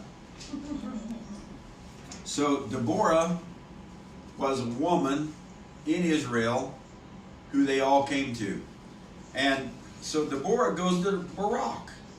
And Deborah says, this woman, she knows her worth.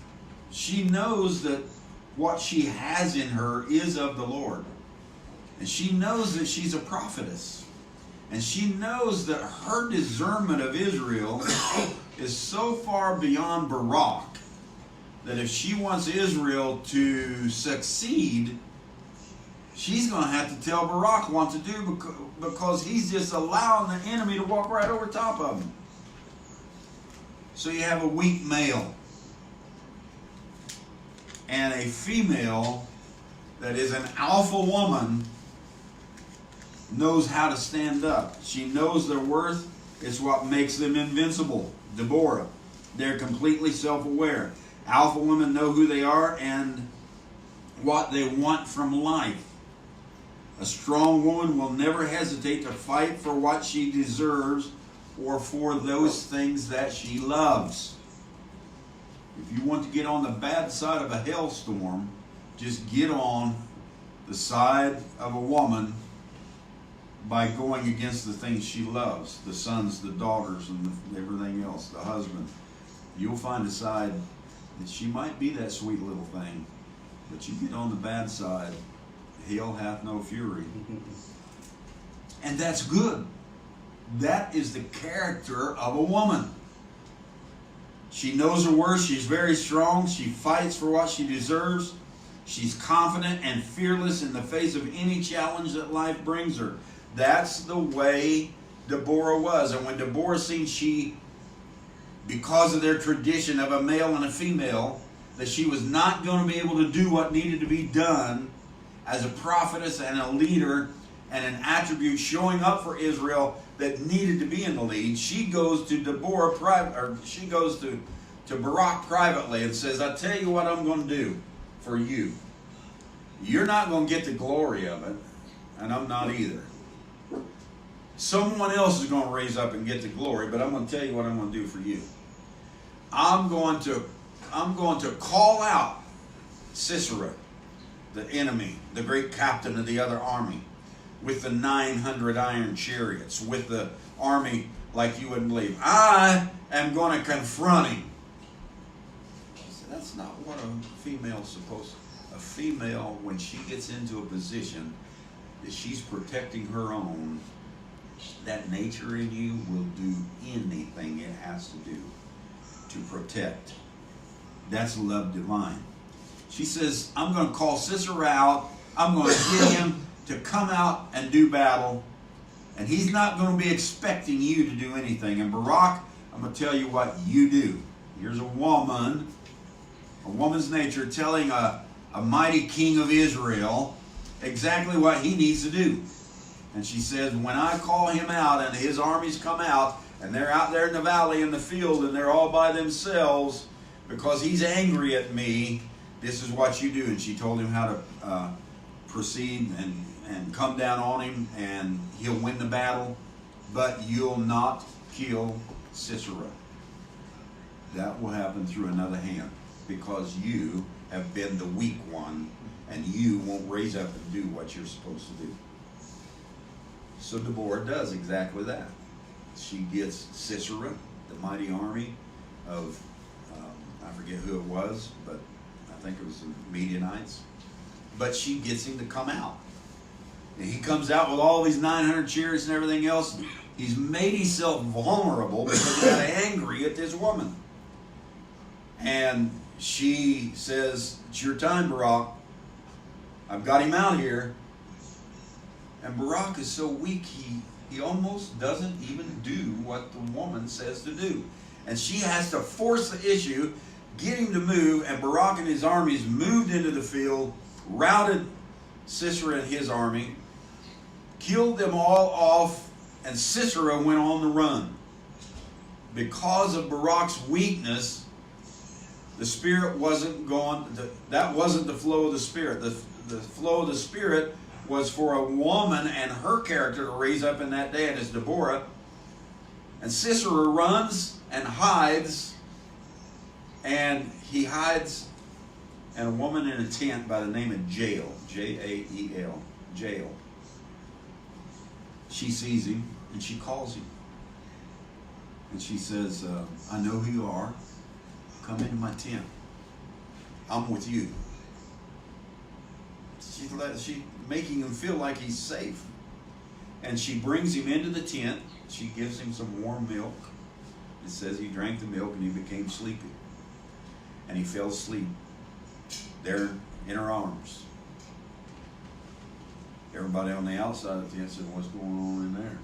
Well, I'll tell you what's going on in there. When she got him to sleep, she went and got a hammer, and she got a nail out of the tent peg, and she took that nail, a wooden nail, that you drive the tent pegs down with, and she put it right on his temple, and she said, bow, and she drove that tent peg right through his skull and killed him right there on the spot. And Jael, everybody said, hallelujah and glory to Jael, not Barak, because he was a weak nobody, and a woman is not afraid to stand up when she needs to in situations like that. That's the woman of love divine. That's the woman who will take care of all of her enemies.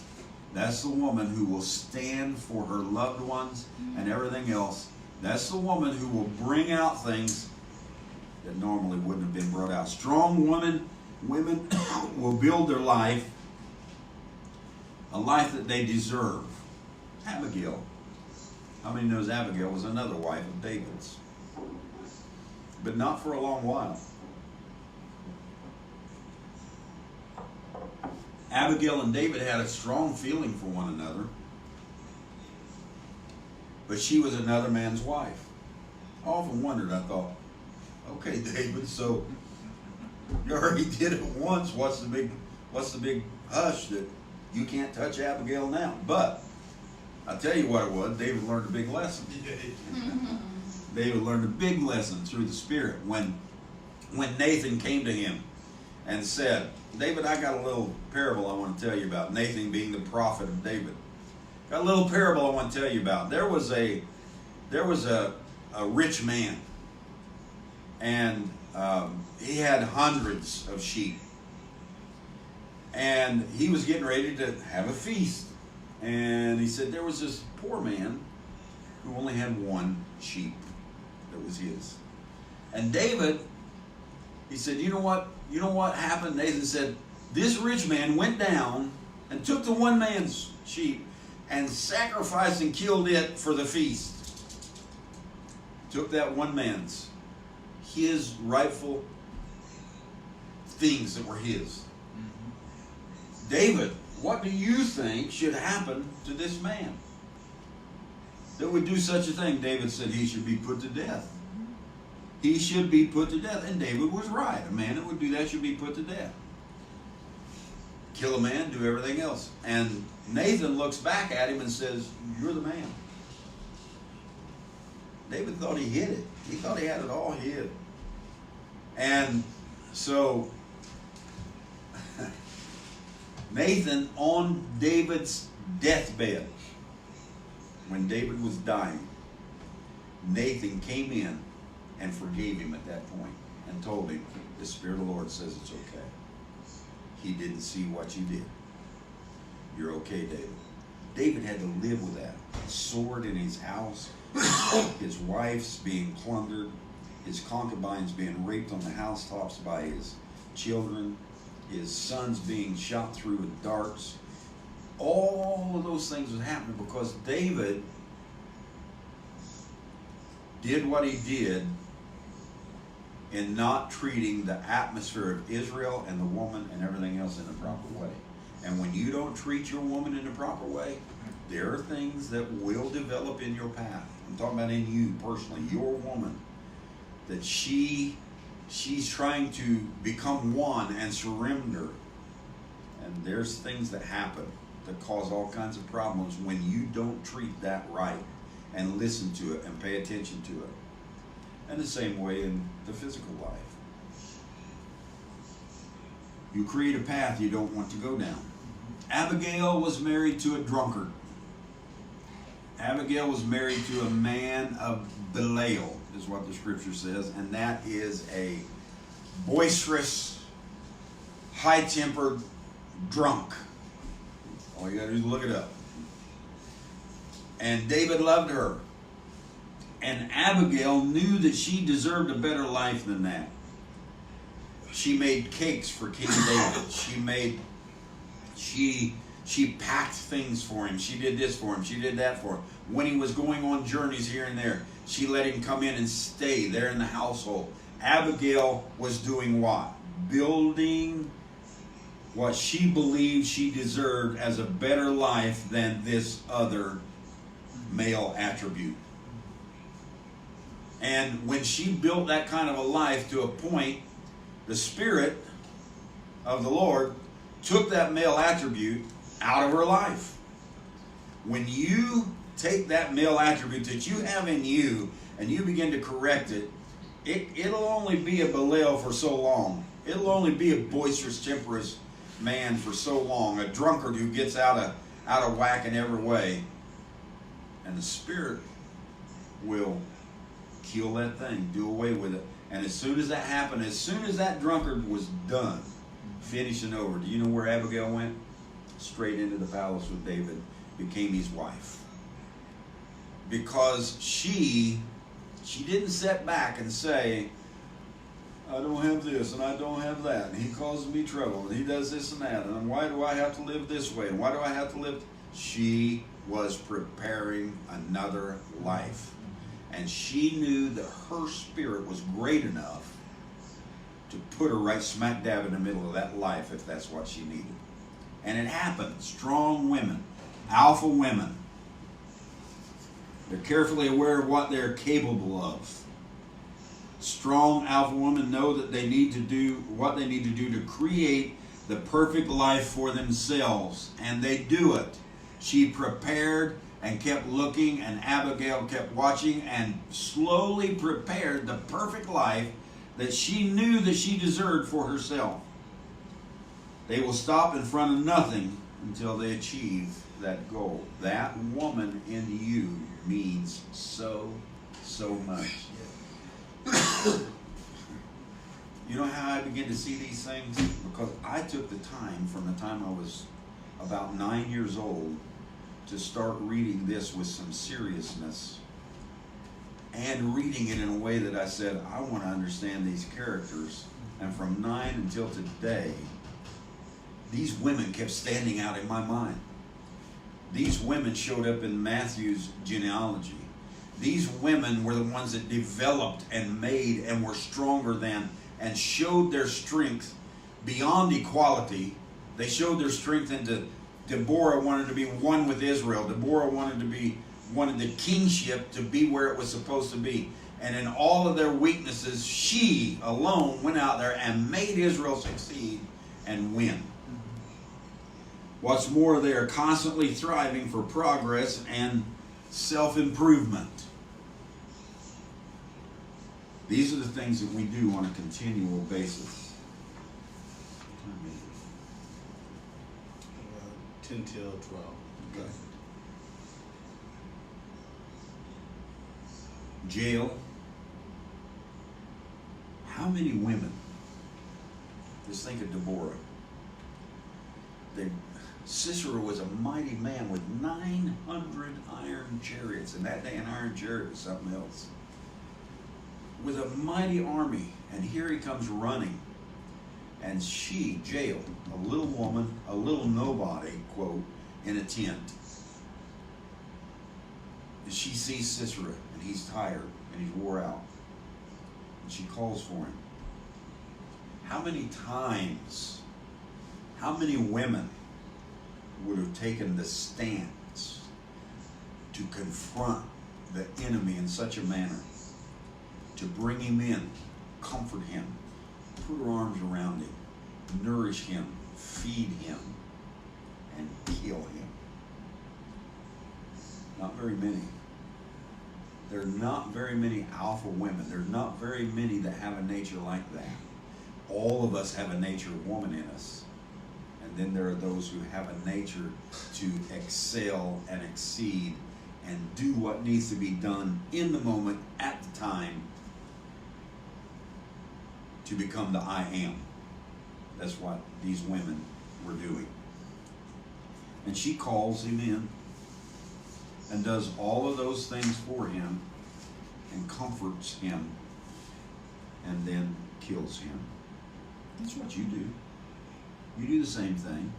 You work with that one that causes you so many problems and troubles, and you comfort it and you nourish it and you take care of it and you do all these things, and you get to where you are satisfied with how it is, and you kill it and you move on to something else.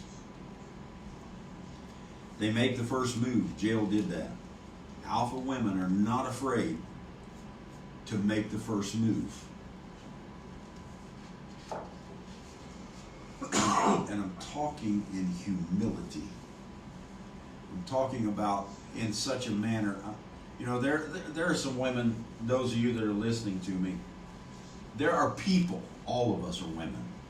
There are people who will take what I'm saying right here today, and you know what they're going to do? They're going to run out here, they're going to lift themselves up, men and women both. I'm not talking about women, I'm talking about men and women both. They're going to push themselves out there and say, I'm the I am, you listen to me, I'm going to do this and that. If you don't listen to me, you're the one that's causing all the problems, Syrian Barack. You're the weak ones, you're this and you're that, and I'm going to handle this thing. And you do it in such a manner that you are taking on a liberal spirit of the government, and you're trying to make it of equality, and it's not about equality. I said, if you miss the humility and the character and the loving kindness and the peace, and the matter of fact that in this day and age as the love divine, you don't have to go out there and push your revelation.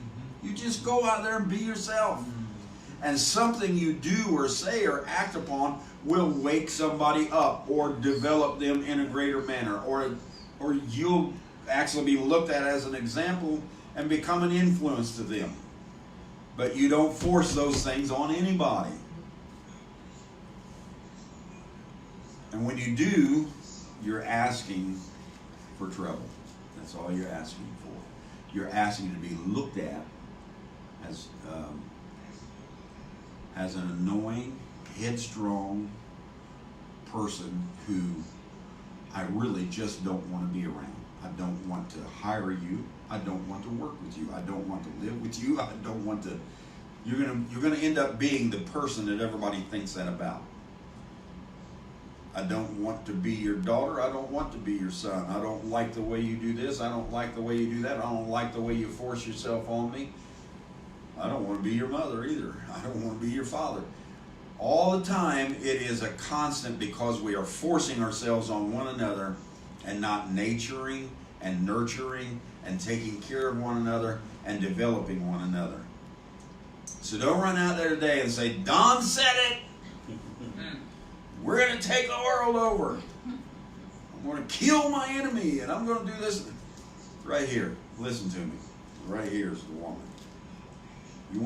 You want to develop your woman, start going inside and developing her. Don't worry about developing Sister Nora. Don't worry about saying, oh, I'm going to develop her like she ain't never been developed before. I'm going to make her listen. I'm going to make her bow. I'm going to make her, because I'm the middle. Don't even worry about that. You got a one on the inside of you that you need to develop. You need to work with. You need to do everything that you need to do with it. And make yourself to where you're one. Not equal. One. They'll make the first move. Alpha women know their time is too valuable to be wasted on waiting for someone to make the first move.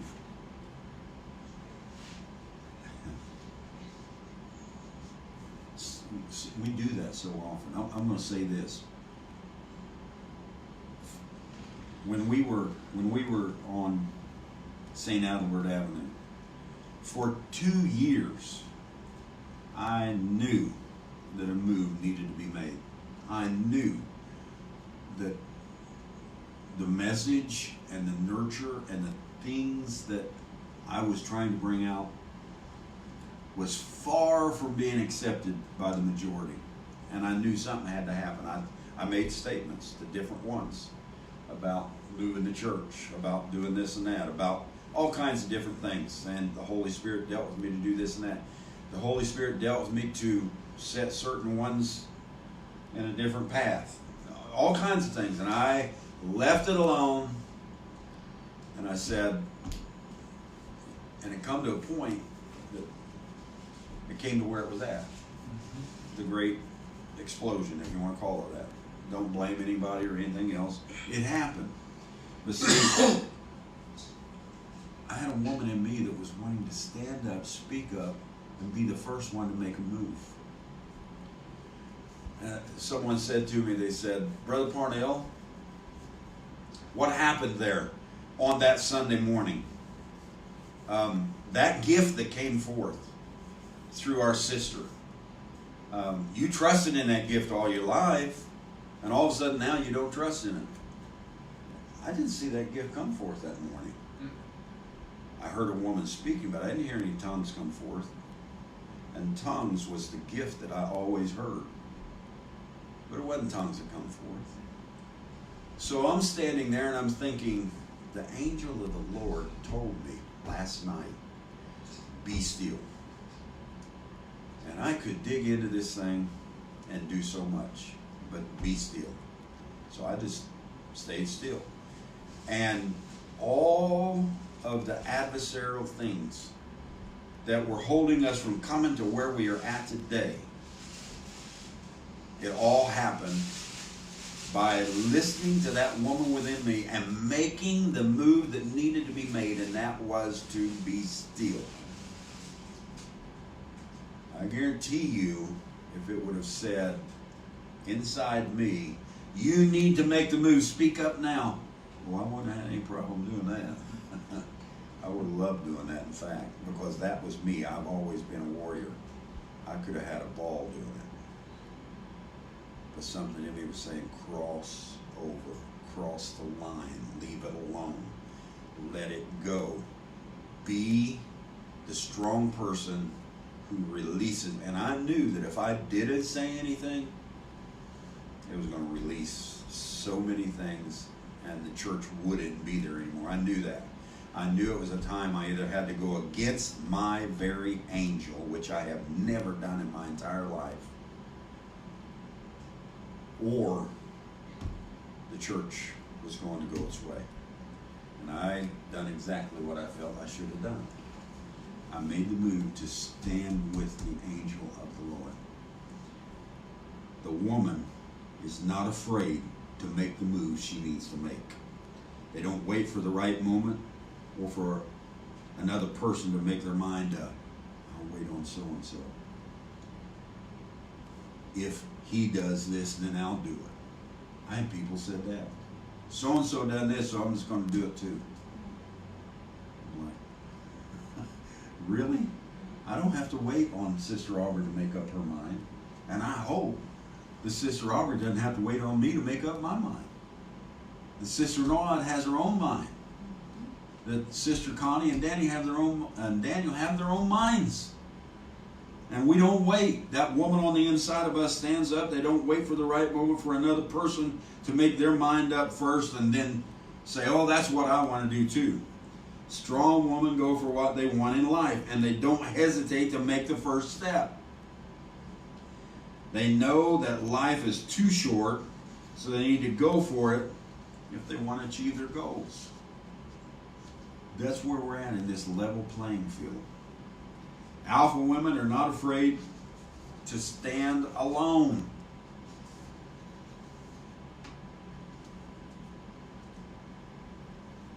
Mordecai. Through the gate. Esther. She's inside the king's gate. Esther, you listen to me. You're there for a purpose. I can't come in there. The gates are locked to us. We're all going to die if you don't make a move. And Esther knew what that meant. Mordecai left. Mordecai wasn't standing beside her all the way. Mordecai told her what needed to happen if she wanted to fulfill her purpose. And he left, and she was in that king's gate alone, and there she made her decision. And when the king went out to sit in the parlor, and he was sitting there, Esther come walking out into the king's court alone. Do you know what that meant? Have you read and understand what that means? She was either going to receive one of two things. She was going to receive favor from the king or be put to death. There's no in between. He couldn't say, Esther, I wish you hadn't walked out here like that. And now that you're out here, what do you want? Tell me what you want, and then I'll make a decision as to whether we're going to do it or not.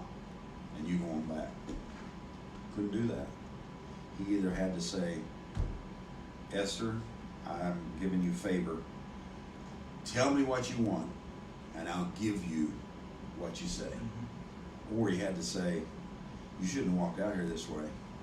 I don't have any confidence in you. Get her, take her, and put her to death. It had to be death or favor. When she stepped out there, she was not afraid to walk out there into that court all by herself and see whether the king's scepter would be laid on her or whether the king's sword would be laid on her. And when she walked out there all by herself, not afraid, alpha woman, that king saw that. The next time that woman raises up in you and comes up and you feel it and you know it, whoever you might be, man, woman, whoever, don't lay the sword on it. It walked out there because it sees such a need. It sees such a something that just absolutely needs to happen among the Babylonians and the Israelites. Something needs to take place here, or there's going to be a real mess. It steps out there all alone sometimes, that woman in you, because it needs for you to stop swinging the sword, settle down, pull the scepter out, and say, what do you need? And I'll give you up to half the kingdom. I'll make the changes I need to make. Reach on the inside and listen to that woman. She is inside the king's gate, and she has life and death in her hands. And when she steps out there in such a manner, you need to wake up. You need to listen. When you hear it, and she steps out there in such a manner, listen to her. Strong women are not afraid to do that. She was already in the king's gate. The king didn't even know she was an Israelite. He didn't know she was a Hebrew.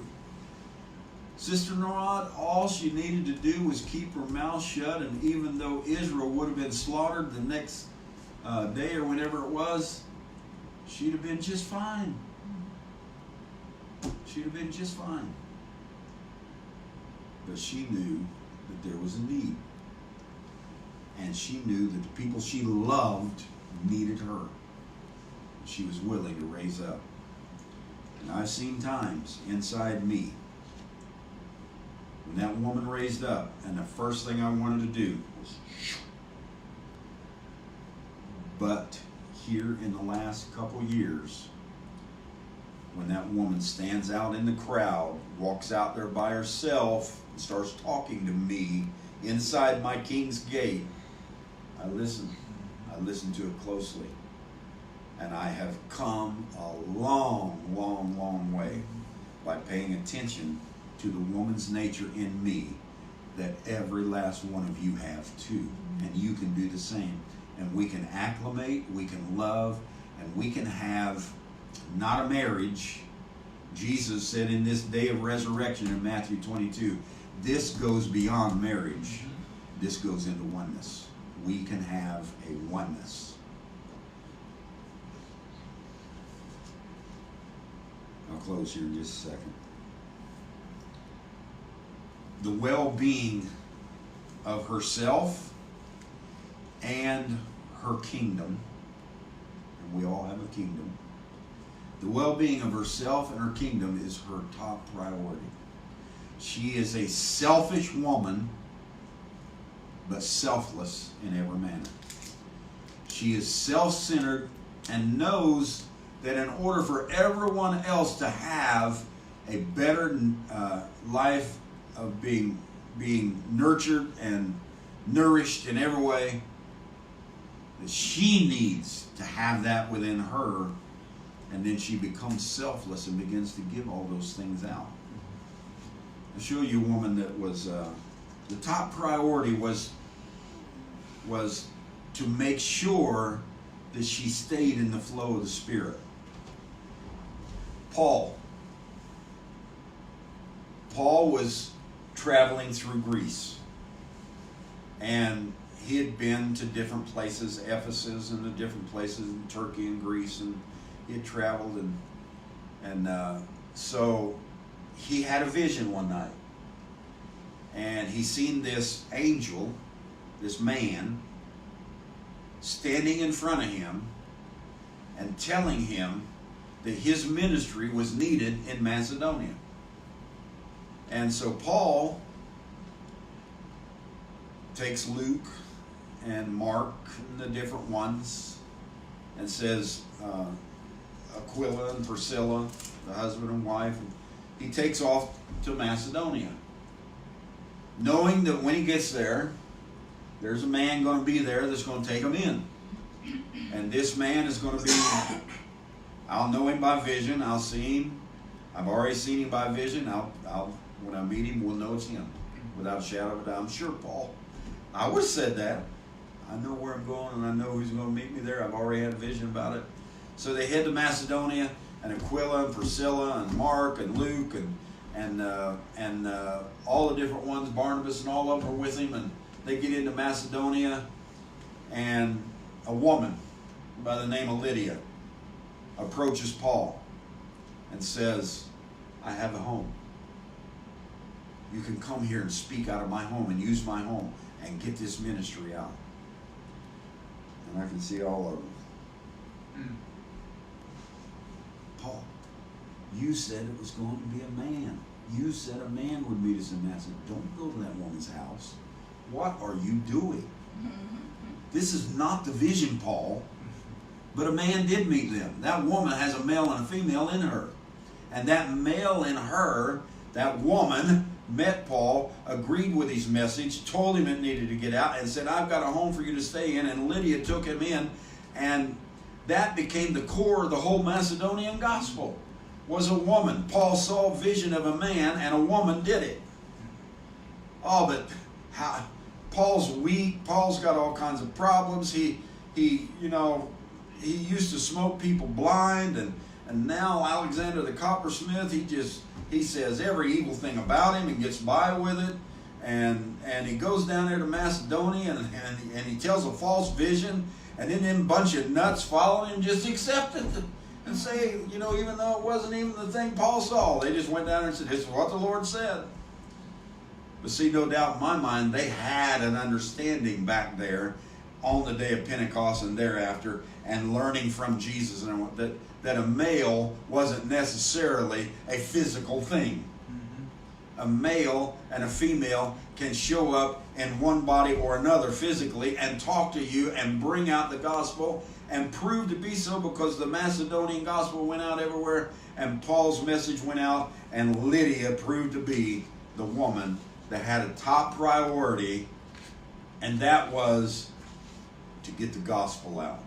I don't care if I'm a female or a male physically. I am that holy thing, that new creation of male, female combined. That's the way Paul looked at it, no doubt in my mind. Otherwise, he'd have had to say, I'm a false prophet. I blew this one. I missed it completely.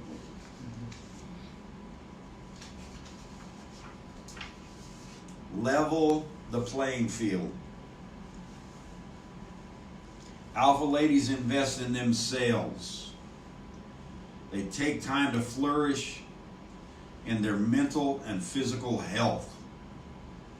They take care of themselves. And they constantly work on the areas they need to improve. They know, we know, you know there are weaknesses inside you.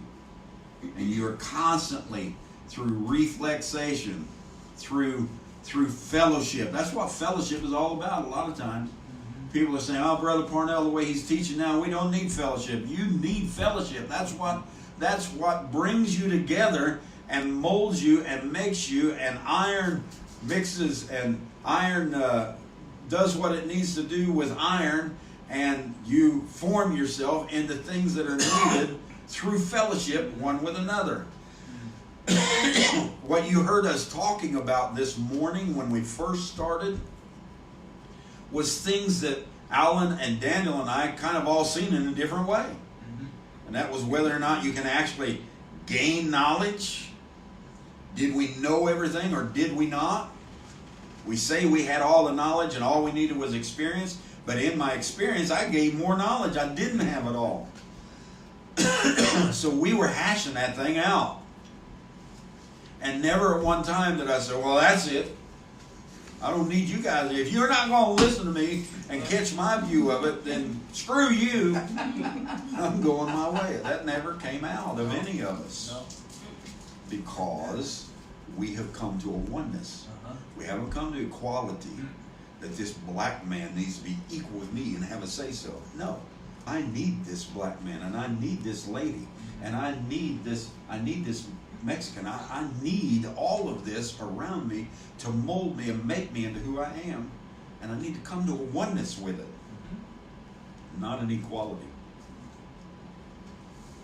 I need this guru sitting next to me with a beard down these ankles. It's about quality, not equality. A quality beard. I have a quality beard. The reason I said that is because I have had some people say to me, Daniel, I'll shave his beard. And I've told Daniel they've said that. I'm not sitting here trying to upset him. His wife said in the middle of the night, I'm gonna cut it one day if you don't cut it. Yeah. So it's not a matter of trying to discipline or trying to make somebody do something that you want them to do so that they develop into your tradition. Right. That's not what it's about. You need everything. Everything that's in your life, you need it. Yep. Or it wouldn't be there. Right. It's true. They invest in themselves. They take care of themselves. Your growth is a strong woman's top priority. She knows that only believing in herself is not enough. She also needs to work hard at achieving her dreams and goals and other people's too. That is a real alpha woman. And that's where we've come to in Love Divine.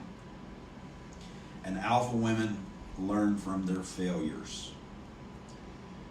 These highly intelligent women that are inside of every one of us. These highly intelligent women know that everyone makes mistakes, including themselves. So I first have to, if I want to move beyond and transcend all of your mistakes, whether it's Connie's or Sister Norad's or Alan's or whatever, if I want to move and transcend beyond all of your mistakes and see you for who you really are, I first got to do that with myself. I've got to transcend all of my mistakes and look at it and say, daggone, I wish I'd have done that a different way. And then go do it the same way again? No. I learn from my failures and I learn from my mistakes and I watch others. I can't live long enough to make all the mistakes, so I watch others too.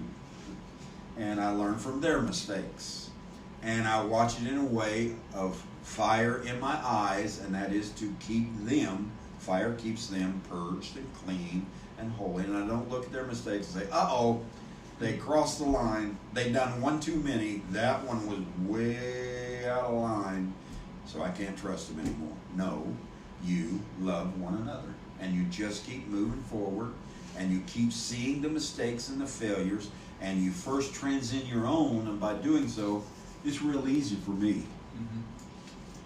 to look over top of and transcend all of Sister Aubrey's or Sister Patty's mistakes.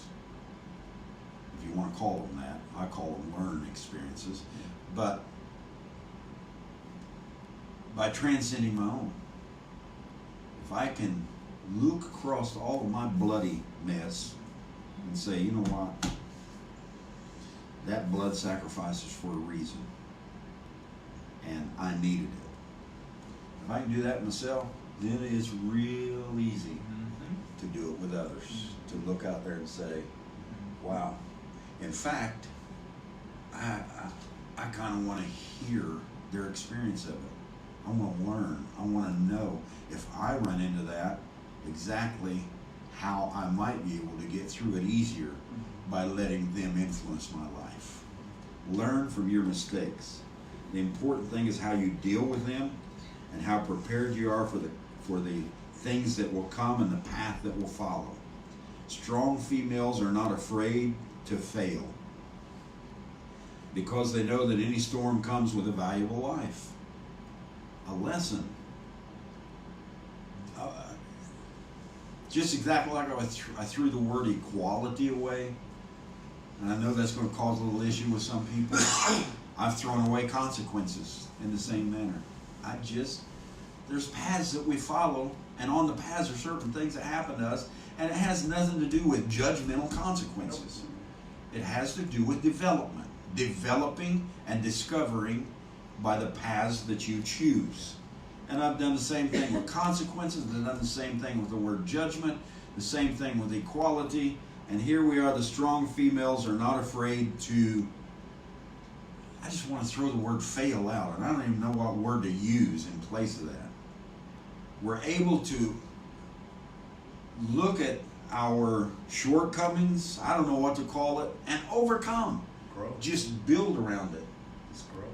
You're measuring your challenges is what you're coming down There to. you, yeah, growth and challenges, and that's the thing that we're doing, because they know that any storm comes with a valuable life. You're not failing. You're falling forward, or whatever you want to call it. These lessons give them the wisdom to overcome any challenge that comes their way. Tamar, Rahab, Ruth, Bathsheba, Matthew, shame on you for putting them right in the genealogy of Jesus Christ. Procreation. Moses, who do you think you are? Standing these beautiful women up next to these men and really saying, if you read it right, they'd have never made it without that woman. It's a new playing field. It's a new day, and I don't exactly know how to unchain all of my own traditions. I don't even know exactly how to, because I catch myself in them all the time. I've caught myself in a few things this morning and said, daggone, that's just the male stupidity. Right while I'm sitting here talking, I realize it. And I want to get around that. I want to be able to lift up Christ, no matter the attribute. The very fact that you recognize it means you're getting around it. Yeah. That you acknowledge it, you recognize it, you know it's there. You see it, that means you're getting around it. You're building a way around it. Yeah. You're embracing it. And as we move further into what we're talking about right here, you're going to find that what was termed as the first Adam was after Eve was separated from him. The first Adam was male by himself, and look what it led into. That's right. The second Adam, which is Jesus Christ, you wonder why he didn't get married? He already had the male and female mixed evenly in him. And that's what he was about, bringing the male and female back into humanity and saying, I am both, even though I'm embodied in a male form, I am both, and I'm going to present this in such a way that you're going to catch and understand from this point on that you cannot progress without both of them. That's right. So as we move into this, I've asked many times, and I'll ask again. Any of you that have any conversation that you would like to bring up, I'm not saying ask a question and the guru will answer. No, that's not where I'm going.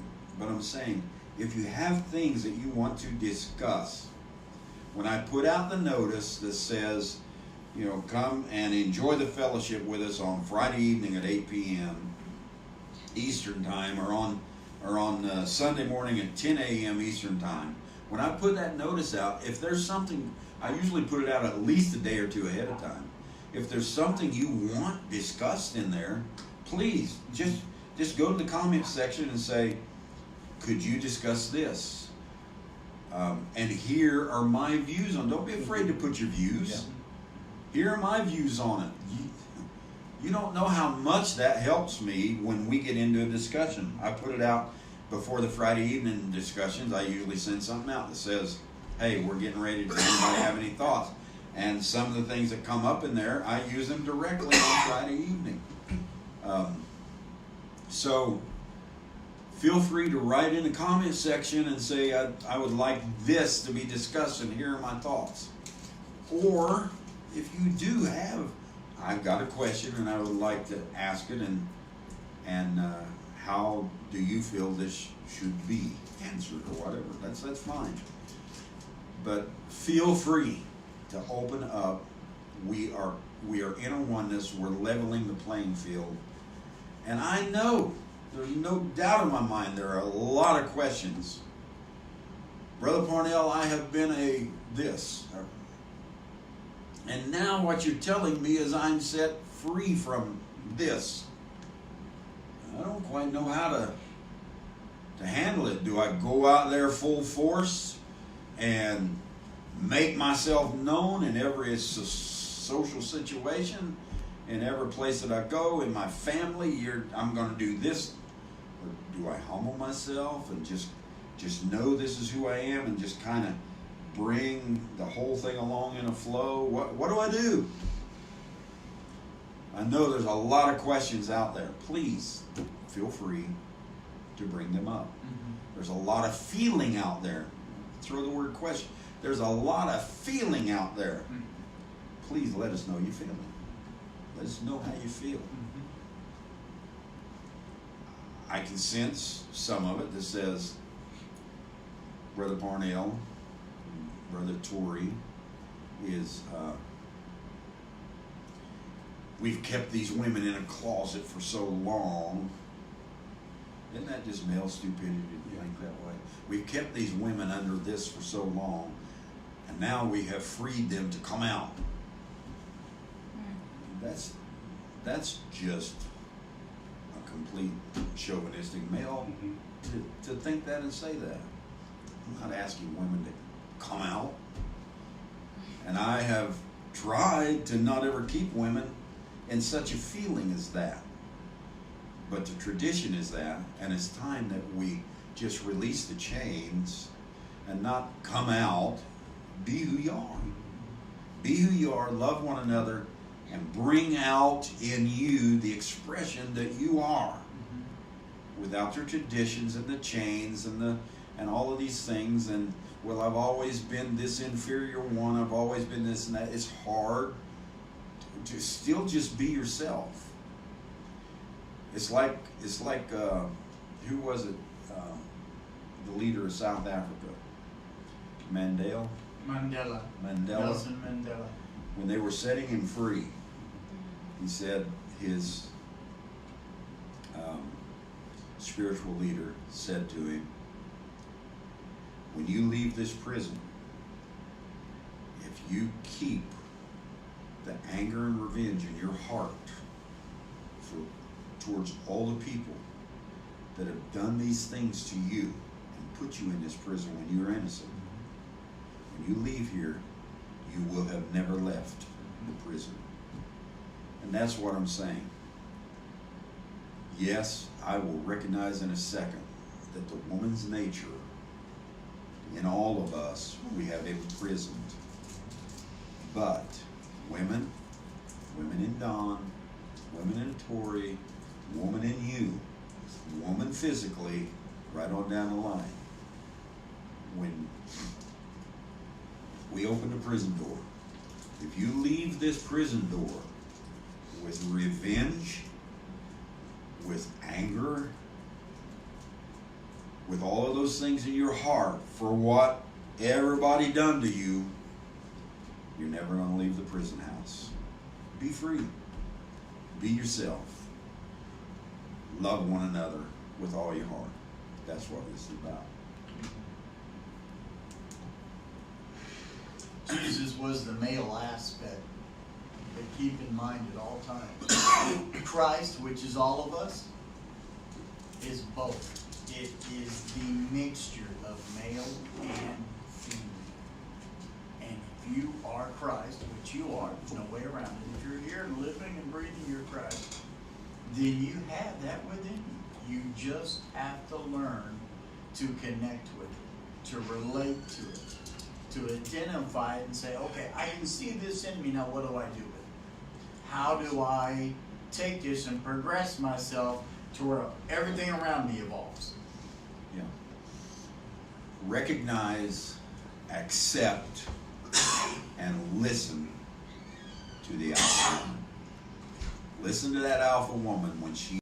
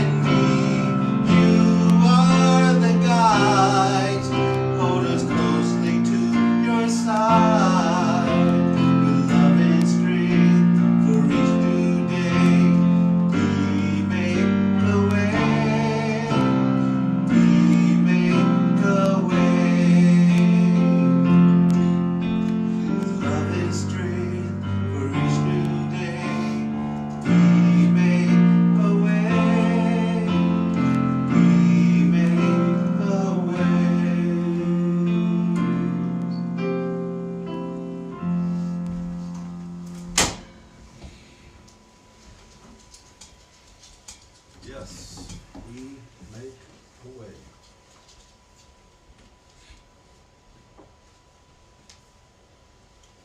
While we're standing here, each one of us knows what we need in this circle when it comes spiritual, natural, physical. We know what we need. We know the healing we need. We know all those things.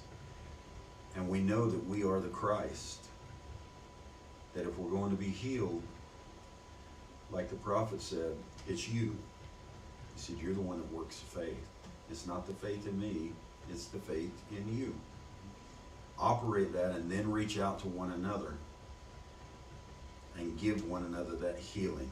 Everything that we need, financially, spiritually. Those of you out there, understand that you are the authoritative Christ in this day. And by knowing that, we make the call. We declare it to be so. And then we watch it come to pass. Do that in every way. In Christ's name, we do these things. Amen.